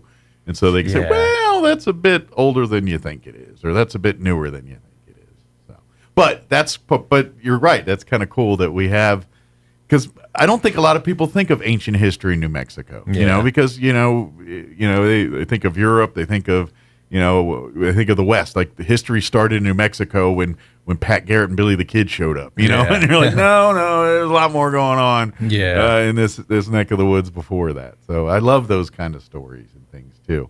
What about for this weekend? What's some of the books you're going to be focusing on and kind of steering people towards at Galacticon? Well, it's the museum's table, so we'll just be selling their stock. So we'll also have Donna Blake Burchell's books there that we think might appeal to that crowd. So it's really a historical table, society table, as much as a John LeMay author table. We know what was interesting is I found in the past that when I brought my Godzilla books and stuff like that, it was still, I think because we have so many tourists here, they still want Roswell stuff or New Mexico stuff. There is, well, and quite frankly, the love of the lore of Billy the Kid and Pat Garrett is almost as big as alien love. Yeah. You know what I mean? There is people that, especially with the controversy surrounding, where Billy the Kid actually is buried, whether he's Bushy Bill. I mean, there's so much of that out there. And like there's people that contest whether that's actually him in Fort Sumter. It is, by the way. But, people still debate that to this day. So, anytime that happens, it's gonna, and people that are going to be at Galacticon, it is a collection of all interests and things. It really, yes, it's got a sci-fi spin on it, but with that, people love conspiracy theories. People love that type, and Billy the Kid evokes a little of that. Sometimes. It just does. So I can see why people are probably equally as impressed with your Pat and Billy the Kid books as they are with Godzilla and cowboys and alien type stuff. Yeah. So, but that's the cool part about John. And that's what I love about some of these books is it brings that history into a place that makes sense to you, like in a modern twist, a modern understanding it from our perspective. Yeah, that's why I'm so fascinated by your Cowboys and Aliens books, because you're getting that book. If you're not familiar, there's a lot of eyewitness accounts of phenomena during the Wild West times, 1870s, 1880s, and the stories of which they describe weirdly sync up to what the same accounts that people in our time are seeing. But the cool part about it is the vocabulary. Like, they didn't have terms like saucer and, rockets. These were terms that weren't really used back in those days. But what they're describing sounds awful similar to the way you were describing flying saucers. And so from a historical perspective, how do you explain that? If you believe in aliens or don't believe in aliens or whatever, you could have your thoughts one way or the other, but how do you logically explain people from two different eras of time basically describing the same thing from their own vocabulary and kind of, how do you explain that? How do you put a logical explanation other than maybe there's something out there? To me, I don't. And that's why I find a lot of that fascinating, because it kind of, you dig in we talk about future and science fiction and all these Star Trek like things, but you dig in our history and you see the history of that in there in and of itself. And so that to me is cool. And so I invite you, when you're out in the Galacticon, come check out John's books. And John loves to talk to you about books. And if you already read a few of his books and want to, share your insights on some of them, John loves that. And of course, he's signing copies of books. And I guess Donna unfortunately won't be able to be there this weekend. Couldn't make it this year. But if you pick up a copy of her book and want to get it autographed, I'm sure we can make arrangements to get a signature slapped on there for you and taken care of. Because Donna's equally as entertaining and amusing. Like I always joke, John LeMay and Donna. Donna's the John of Eddie, Carlsbad, Carlsbad, Eddie County, and then I imagine when we go down to Carlsbad, and there, John's the Donna of Travis. Yeah.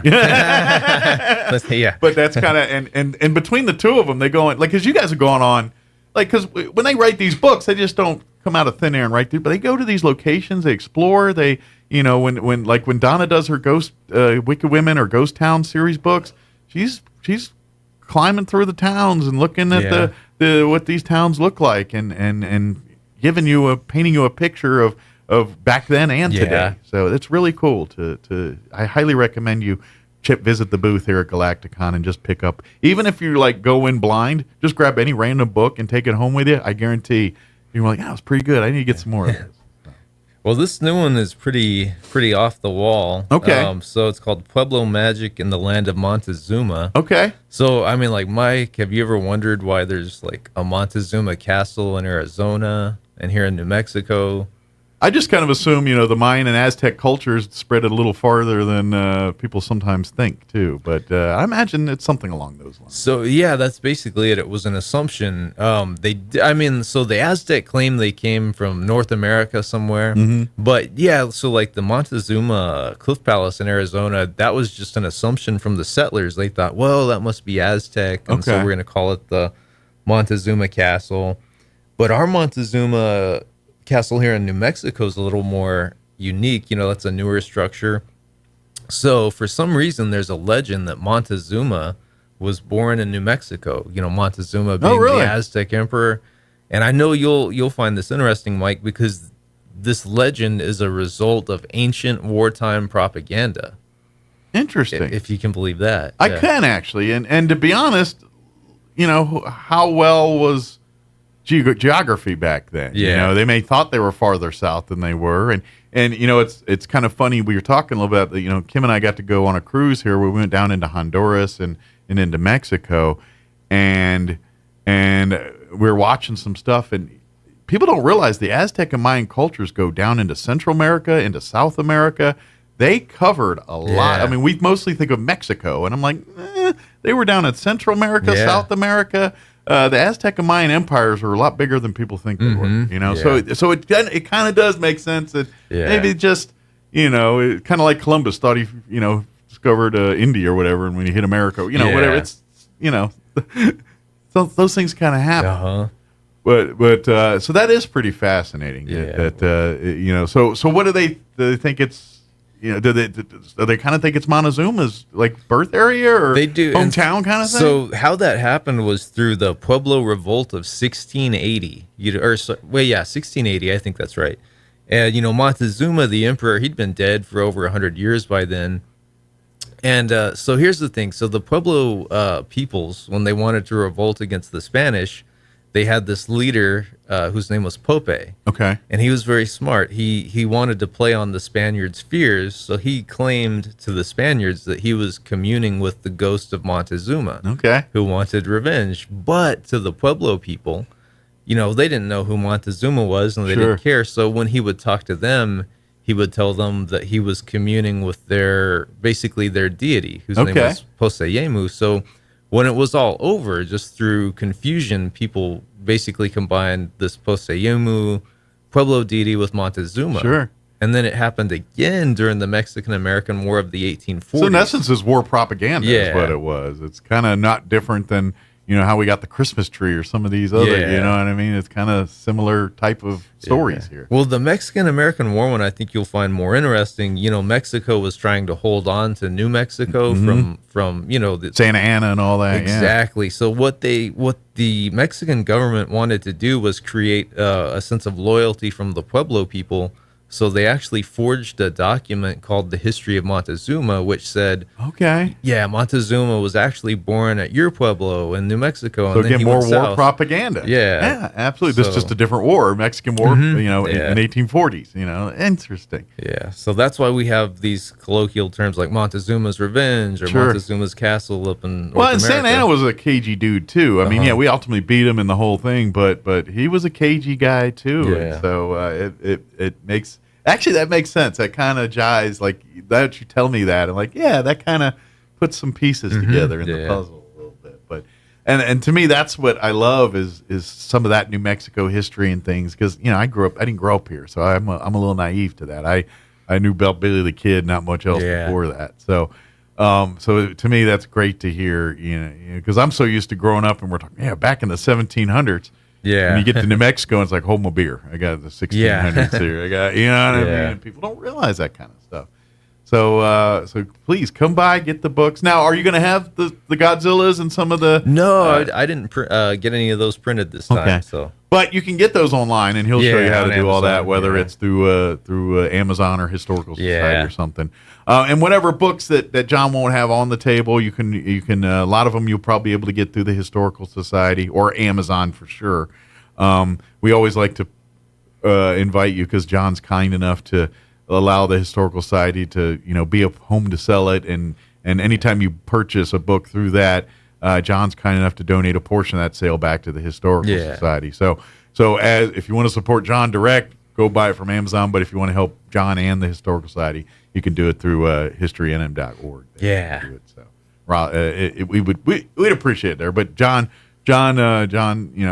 any way you want to help John is a good way. So whatever way you prefer to do it, or better yet, if the copy's right there on Friday, Saturday, or Sunday, just come and pick up a copy there. John will be happy to autograph it, tell you about it. This sounds like this latest one's got quite an adventure, quite a little, kind of a lot of little, I wouldn't have thought it that way. And to be honest, all of John's books are like same thing with your Pat Garrett and Billy the Kid books. It's like, you know this part, but have you heard this twist to the story? Have you, this is what, and we live in a land where because some of the history's so old or the documentation of it is, I mean, that's history in general, the victors dictate history. That's kind of the thing when it comes to these.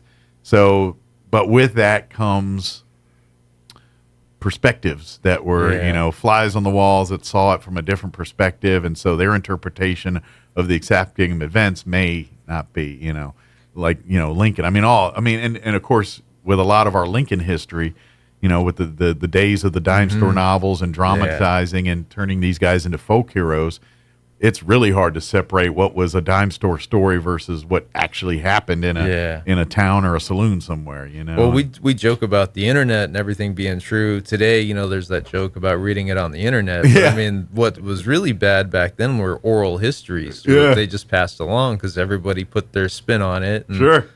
Well, and that's why if you even look at a lot of like autobiographies from that era, some of them have been since debunked a little bit and said, well, that was more embellishing and this, from kind of the general puffed up, I was there with 57 men. It's like, well, more like 2 dudes. You know what I mean? It's kind of, you get a little bit of that going on in some of those books and things. But they're still equally fun to check out, and because you do get a peel of the mind of kind of the sentiment of the people during that time by their literature and what they were reading and what they were putting out at that time. So I always love reading it, even though if it's a little dated or doesn't make sense to you sometimes. But I kind of think you do too. That's why you do what you do, because I imagine you spend copious amounts of time going through books and periodicals like that, just to find sources for your historical facts and things that you do put in your books. And part of being a historian, and especially a historical author, is yes, the sexy parts, going to these locations and sit in front of the typewriter or computer nowadays and all that, write the book. But the unsexy part is going through libraries and copious notes to support the claims, or especially if you even go into fiction. You want to tell a story that people can jive with, but if you get the details of the land messed up or details of the culture messed up, people aren't going to appreciate it. So you got to do almost equally as much research and devotion to getting accuracy in a work of nonfiction or fiction as you do in a work of nonfiction. So, but which is, I imagine that's got to be kind of the fun part for you too. Oh yeah, definitely. I mean, I'm sure you're the guy that probably, goes into the dusty library and could spend an hour in there and just be happy as a kid or a pig in mud here. Yeah. But so what's next? What's like you said, you're working on a book a month here. What's percolating for the next books here? Next one will be Apacheria Gold, which are just treasure stories from the lands that the Apache used to rule over, because there's so many. And then I've got one with my co-author Noe Torres from Texas called Terror in the Mines, which is all about ghost stories associated with mines and treasures. And got a book on La Llorona coming up. Oh, good. Yeah. Be good for Dia de los Muertos time. Yeah. I have to time that one a little bit. So I think I'm going to make the book a month goal till December, and then I might take a break. Nice.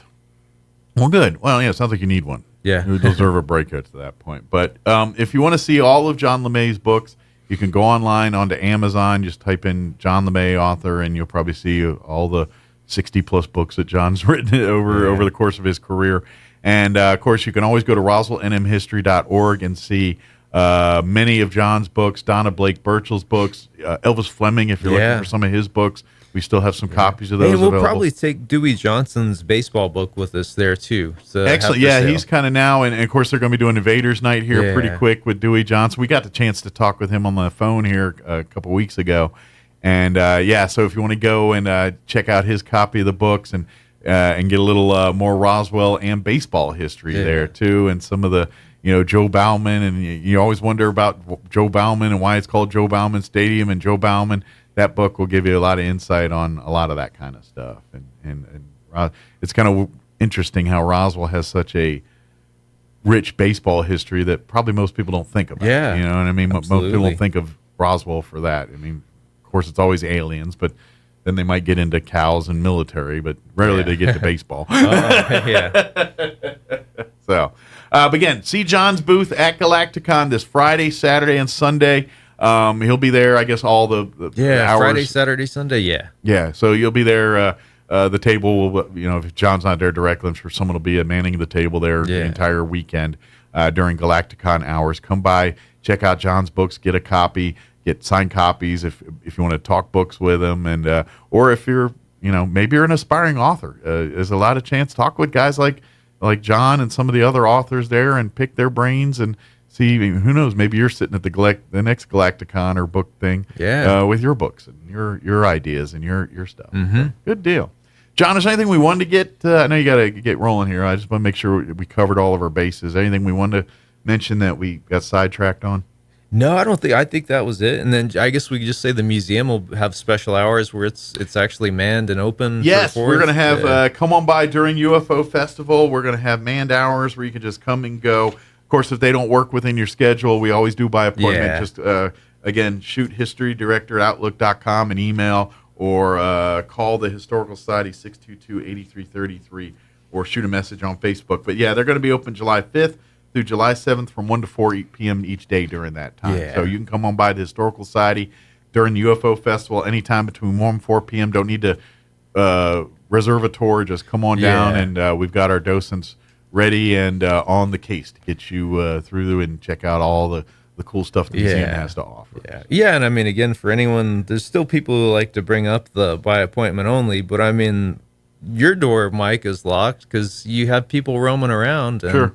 At the museum, we don't have a big staff. We have maybe 2 people at most. So yes, the doors are locked. And let's be honest, COVID killed our volunteer force. We had a lot of seniors and retirees. Yeah. And some just don't feel comfortable coming back, or maybe their health is deteriorated, and we don't have as many volunteers available. So we really have board members and a couple volunteers. Even if we did have volunteers, I think we'd probably still kind of keep the doors locked. And that's that's the other thing. We're finding that we're able to give a better tour. It's a personalized tour. You get, people get to ask questions because you're in your group of however many are there. And so from our research, from, opinions, asking thoughts, what do you think? Most people are more appreciative of these tours versus our come and go as you please kind of thing, and get a tour that kind of scriptured a certain way, or all right, we're walking, kind of that whole mindset. So, but we will be open 1 to 4 during UFO Festival each day here, Friday, Saturday, Sunday. Come in, and if you want to volunteer, come out, reach out. We're always looking. If maybe you want to be a volunteer docent. Doing tours, or maybe you want to help John in the archives facility. They need a lot of help down there too. Come by this weekend and or talk to John at Galacticon. Absolutely. And we'll be happy to put you in touch with everybody and get that going. So, well, thank you, John. Appreciate it. Thanks for having me. He's got to live life now and handle getting work done like the rest of us do. So let him go do that. And let us know if we do anything else. We'll see you next time. Yeah, okay? Thank you. All right, it is 9:41. Let's pause for your news and Sean Hannity update. Don't go away. Now for your Pecos Valley News Update. I'm Jared Sorello. The New Mexico Department of Transportation District 2 office is working with the BNSF Railroad to make railroad crossing repairs on Jal Highway, New Mexico 128, between milepost 0 and 1. The hours of operation for the repairs will be from 7 a.m. to 5 p.m., on Tuesday, July 16th through Wednesday, the 17th. Drivers can expect Jal Highway at the intersection of New Mexico 31 or Potash Mines Road to be closed for through traffic throughout the duration of the 2-day project. Detour routes will be in place. Drivers are encouraged to plan accordingly and expect some delays. And the New Mexico Department of Health is now offering back-to-school vaccinations for free of charge through the summer months on Thursdays from 9 a.m. to noon from July 11th to August 15th. No appointments are necessary. Parents do need to bring their child's shot records as well as a Medicaid or private insurance card. You're up to date.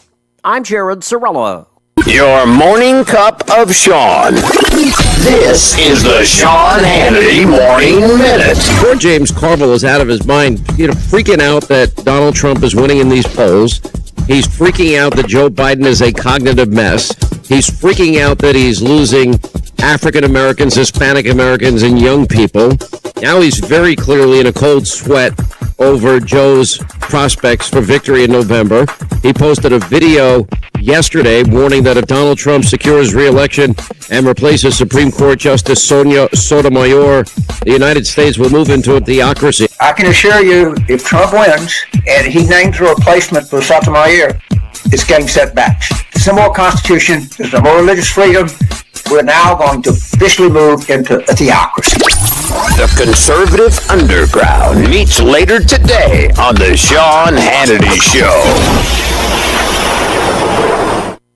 War, inflation, and recession. Did you know that experts call gold the everything hedge? Gold goes far beyond hedging against inflation or the stock market. It can potentially even guard you against today's wars in Ukraine and the Middle East. Not to mention the great economic danger of a recession coming, which is what we're all worried about. And that's why gold just hit another record high. And central banks, they just keep buying gold at a record pace. It's Linda here. Join me and thousands of people who have called Goldco the #1 rated gold company. It's time you diversify your money with time-tested safe haven assets, physical gold and silver. Today, Goldco is offering our listeners up to 8 years in free IRA fees plus up to 8% in bonus silver with a qualified account.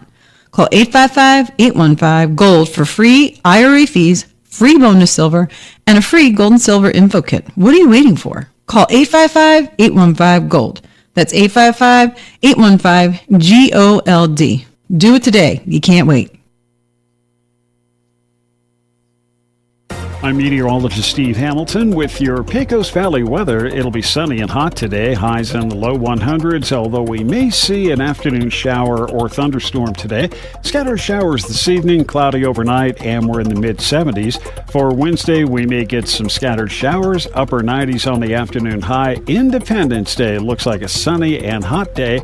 Afternoon highs 100 to 105. That's your latest forecast. I'm meteorologist Steve Hamilton. With the Wall Street Business Report, I'm Rich Thomason.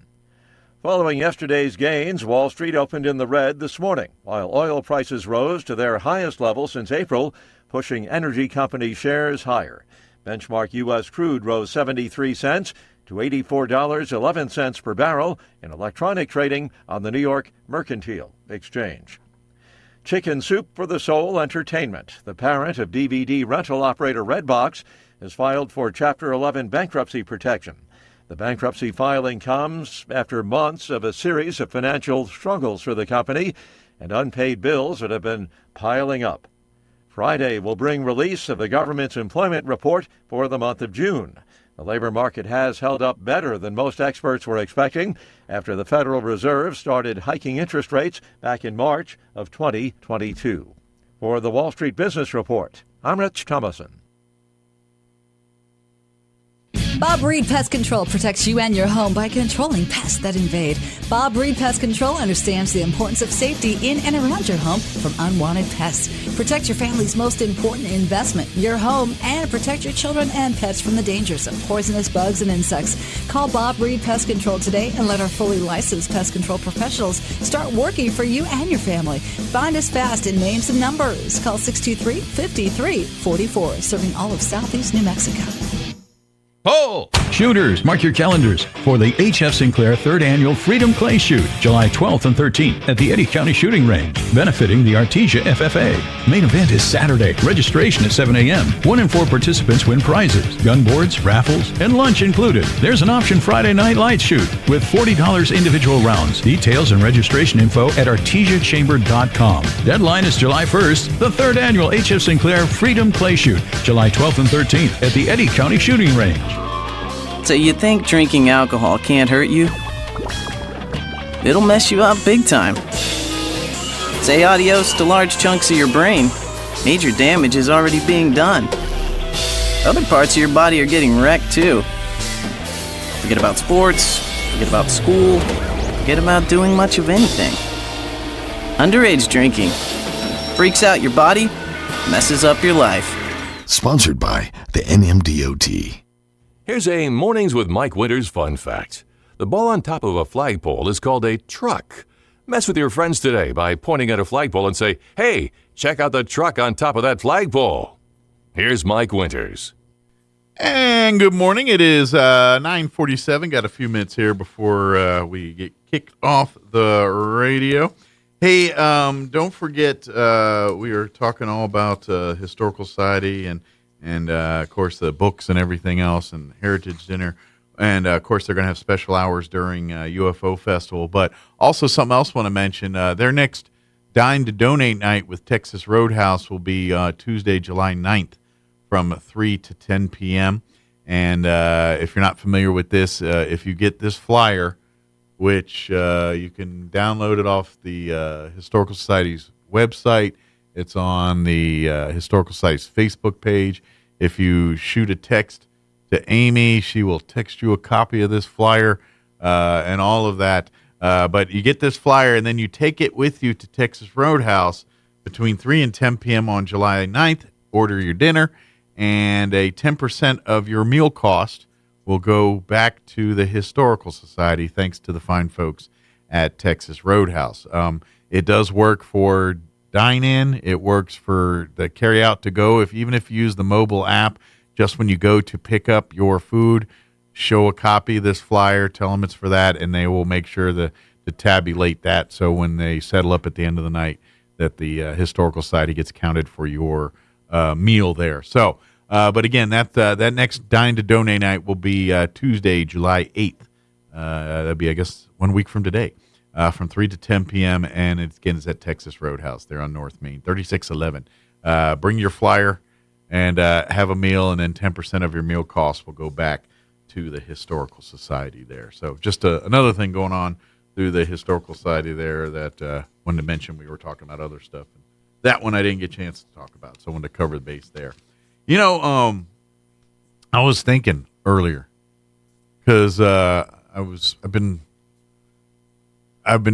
watching certain my shows on my various platforms of things I watch on Prime or Paramount or Netflix or whatever, and I think I'm starting to come to a realization that I am a bigger fan of TV during the summer months than the rest of the year. Like, I think, because generally, like the fall and then usually around February, January time frame is when like network and all them put out their big shows for the season, in the fall here after summer when everyone's back to work and school and everything, then the fall lineup comes out with their new shows and all that kind of stuff. And then they kind of do another version of that in February, or they'll continue the bigger tentpole series into their stuff to drag into sweeps in May. But I gotta lie, I ain't gonna lie. Since over this last couple months here, the shows I really like and are into all release in the summer, like Mayor of Kingstown, The Boys, the Cobra Kai thing's coming out here, I think in June. Like there's so many shows I like that they release during the summer. So I'm starting in my head where I've been trained for the fall and that kind of. I think I'm converting to I like summer shows better than the rest of the season. It could be. I mean, and in all honesty, the summer series that are returning this year, are kind of ones that have been highly anticipated that were put because off of the writer because of the strikes. And the actor strikes, and the writer strikes. We are just now starting to get back to normal from that. That's why, and quite frankly, COVID and it took a damper on the movie industry. But let's face it, this summer's movies don't have. Now, don't get me wrong. There's a couple big movies, but it does not have the blockbuster summer movie feel that summers have passed. Well, are you in like any massive hurry to go see the new Horizon movie? No, not really. Not exactly. Well, your biggest Deadpool and Wolverine, I'm looking forward to. Yeah, that's a big. That's this month. That one and the one with the mind, Inside Out, or what's it called? Inside Out too. Yeah, those are probably your biggest tentpole features this summer. And I don't know, and I'm not saying those are bad movies, but I don't know. I just felt like I remember the days of Independence Day comes out one week, and then Star Wars comes out the next week, and here's a new Terminator movie the week after that, and you know what I mean? It was just like a Fast and Furious 3 or something, Yeah, we haven't really recaptured the blockbuster summer the way it used to be, with the one exception being the Barbenheimer weekend. Yeah. That was sort of the one that... And I feel that was more forced than anything. There was a definite media push. Yeah. For sure. Yeah, well, I guess they spent so much money on those two movies. They're like, man, we got to make our nut early. We ain't going to make it up on the back end. Those are the first two, and those would never be together, but those were the first two that basically came out after the strikes. And, of course, the Oppenheimer, particularly, they were shooting for all the Oscar and trophies and everything that comes with the movies, Golden Globes. Yeah. So they're pushing for that too. But I feel like TV's starting to get better, especially with now all the digital streaming services. Mm-hmm. Like the summer blockbusters might be going to TV a little bit. That could very well be. Because I would argue The Boys is probably one of the biggest tentpole properties Amazon Prime has. Mm-hmm. You know, they got a few other shows, but as far as popularity and ratings, I'm willing to bet The Boys is one of their more watched shows on the property. Yeah, it's a pretty solidly and they released it in the summer 5 for sure. So and so I wonder if that's kind of they're trying to buck trends a little bit. It also though, and maybe this is an intentional thing that they're making the best of these series in the summertime because summer seasons tend to be shorter. Yeah, maybe they're trying to, we already have gone through a massive change because if when I was growing up, even into early adulthood, seasons of TV shows were 23, 24, 25 episodes. Yeah. Now you're lucky if you get 10. Yeah. Or 12. Most of the time it's 8. Yeah. Yeah, the most I see is 12. Mm-hmm. And 12 is for like Stranger Things at this point. Yeah. Yeah. Like the first 2 seasons weren't, but I think by season 3 and 4, they're giving you like 12 episodes or something because they know we got you. We could put 30 of these bad boys in here. But you're right. Because like if you just a random show, Las Vegas, the Josh Duhamel Las Vegas show. Right. Look at the seasons of that. There's like 6 seasons, and they show them all on like USA or something. But there's like 30 episodes each season. That show is one of those that you could make ad infinitum. You can make it into eternity. Yeah. The guy who produced or who either directed or produced Shameless, the guy, the main showrunner, said, I could have done this forever. We could have kept this show going for as long as the actors wanted to do it. Yeah. Because that's how many stories I have. I have at the ready. I mean, and it's like The Simpsons, except for they're not. Right. The Simpsons, they don't have to worry about actors aging or nothing. And when the town itself becomes a character, that's you can lean in. Absolutely. But I just got a feeling like and that maybe there's this push where we're going to see the streaming worlds where you start picking, and during the summers where you're going to start seeing your blockbuster major shows. I mean, they're going to still hold a few Yellowstones and whatnot till the November fall type deal. Well, we haven't really had a good fall season yet. Well, and they're hyping Yellowstone because a new season of Yellowstone season with. Well, that's the rumor. I don't know, because if you talk with Kevin Costner, he's willing to do them as long as the schedules work out. Like he was promoting his movies that he's got out now, right? And they were asking, "What's the future of Yellowstone?" He goes, I love the show. I love doing it. He said that while I was making my movies, it didn't work out in the schedule here, but if they keep making Yellowstones and they have me, I'm willing to do it. So I don't know if that's all accurate. That's the last season of Yellowstone. And I just heard they couldn't come to an agreement as far as like salary. I to be honest, I think there might be a dispute there, but I think both parties are willing to work on that. And right. So I don't think it's dead. But anyway, they have confirmed that there is in fact a new season of Yellowstone coming out, I think in November or something like that. There's other stuff coming this month. The new season of Futurama starts later this month, and Big Brother's back. Yeah, here in like the July 17th or something. Yeah, and that's a guilty pleasure for my wife and I. We're Big Brother marks. We watch that show. Well, I like and Kim, as a teacher, hit her. Mike, as a teacher, you get whole summers off, so anything that can fill up that much, time is a great thing. Because it's like 3 nights a week of Big Brother. Because usually during the summers, the regular TV shows that we're interested into take a hiatus. But then some of them are like I've seen so much Name That Tune in the last couple of weeks. Yeah, a lot of those are just like game shows are making a big comeback because they're super cheap and easy to produce. Well, and then most of them I'm not into. Like that 1% Club we watched last night. I actually kind of dig that one. It's okay. I watched that one with Ayana because we were trying to see what percentile we fall into. I can appreciate it, but we were both in the teens. Like I was 12, be honest. She was like 13. At that point in the day, I don't want to think that hard. I'm just like, screw this. I don't want to think. A game show is one of those that's fun to watch if you've got somebody to watch with because you can play along. It's the old classic Jeopardy sitting there screaming at the TV trope. We do like Name That Tune. That one's fun because sometimes I feel like I know some of the songs. Yeah. Is that like Beat Shazam? Is that a reboot of?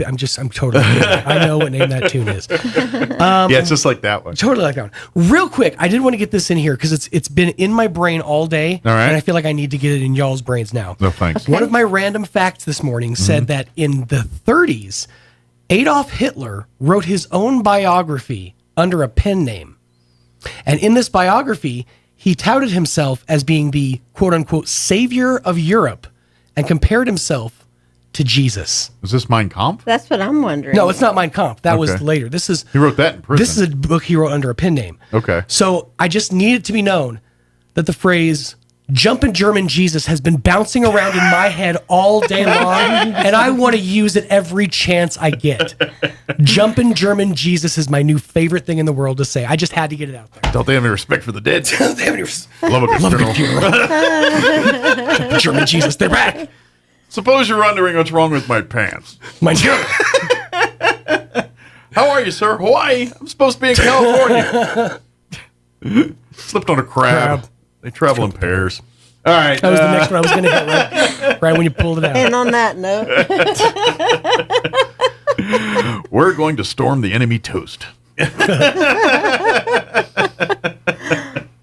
All right, that's going to do it for us. If you missed any part of our show, I invite you to check it out at your leisure. Log on to ksvptv.com. We had Robert Sherman with Walker Aviation Museum join us in the 7 o'clock hour. Barbara Gomez joined us for a few minutes from Main Street, Roswell. And, of course, we just had John LeMay talking about his appearance at Galacticon this weekend.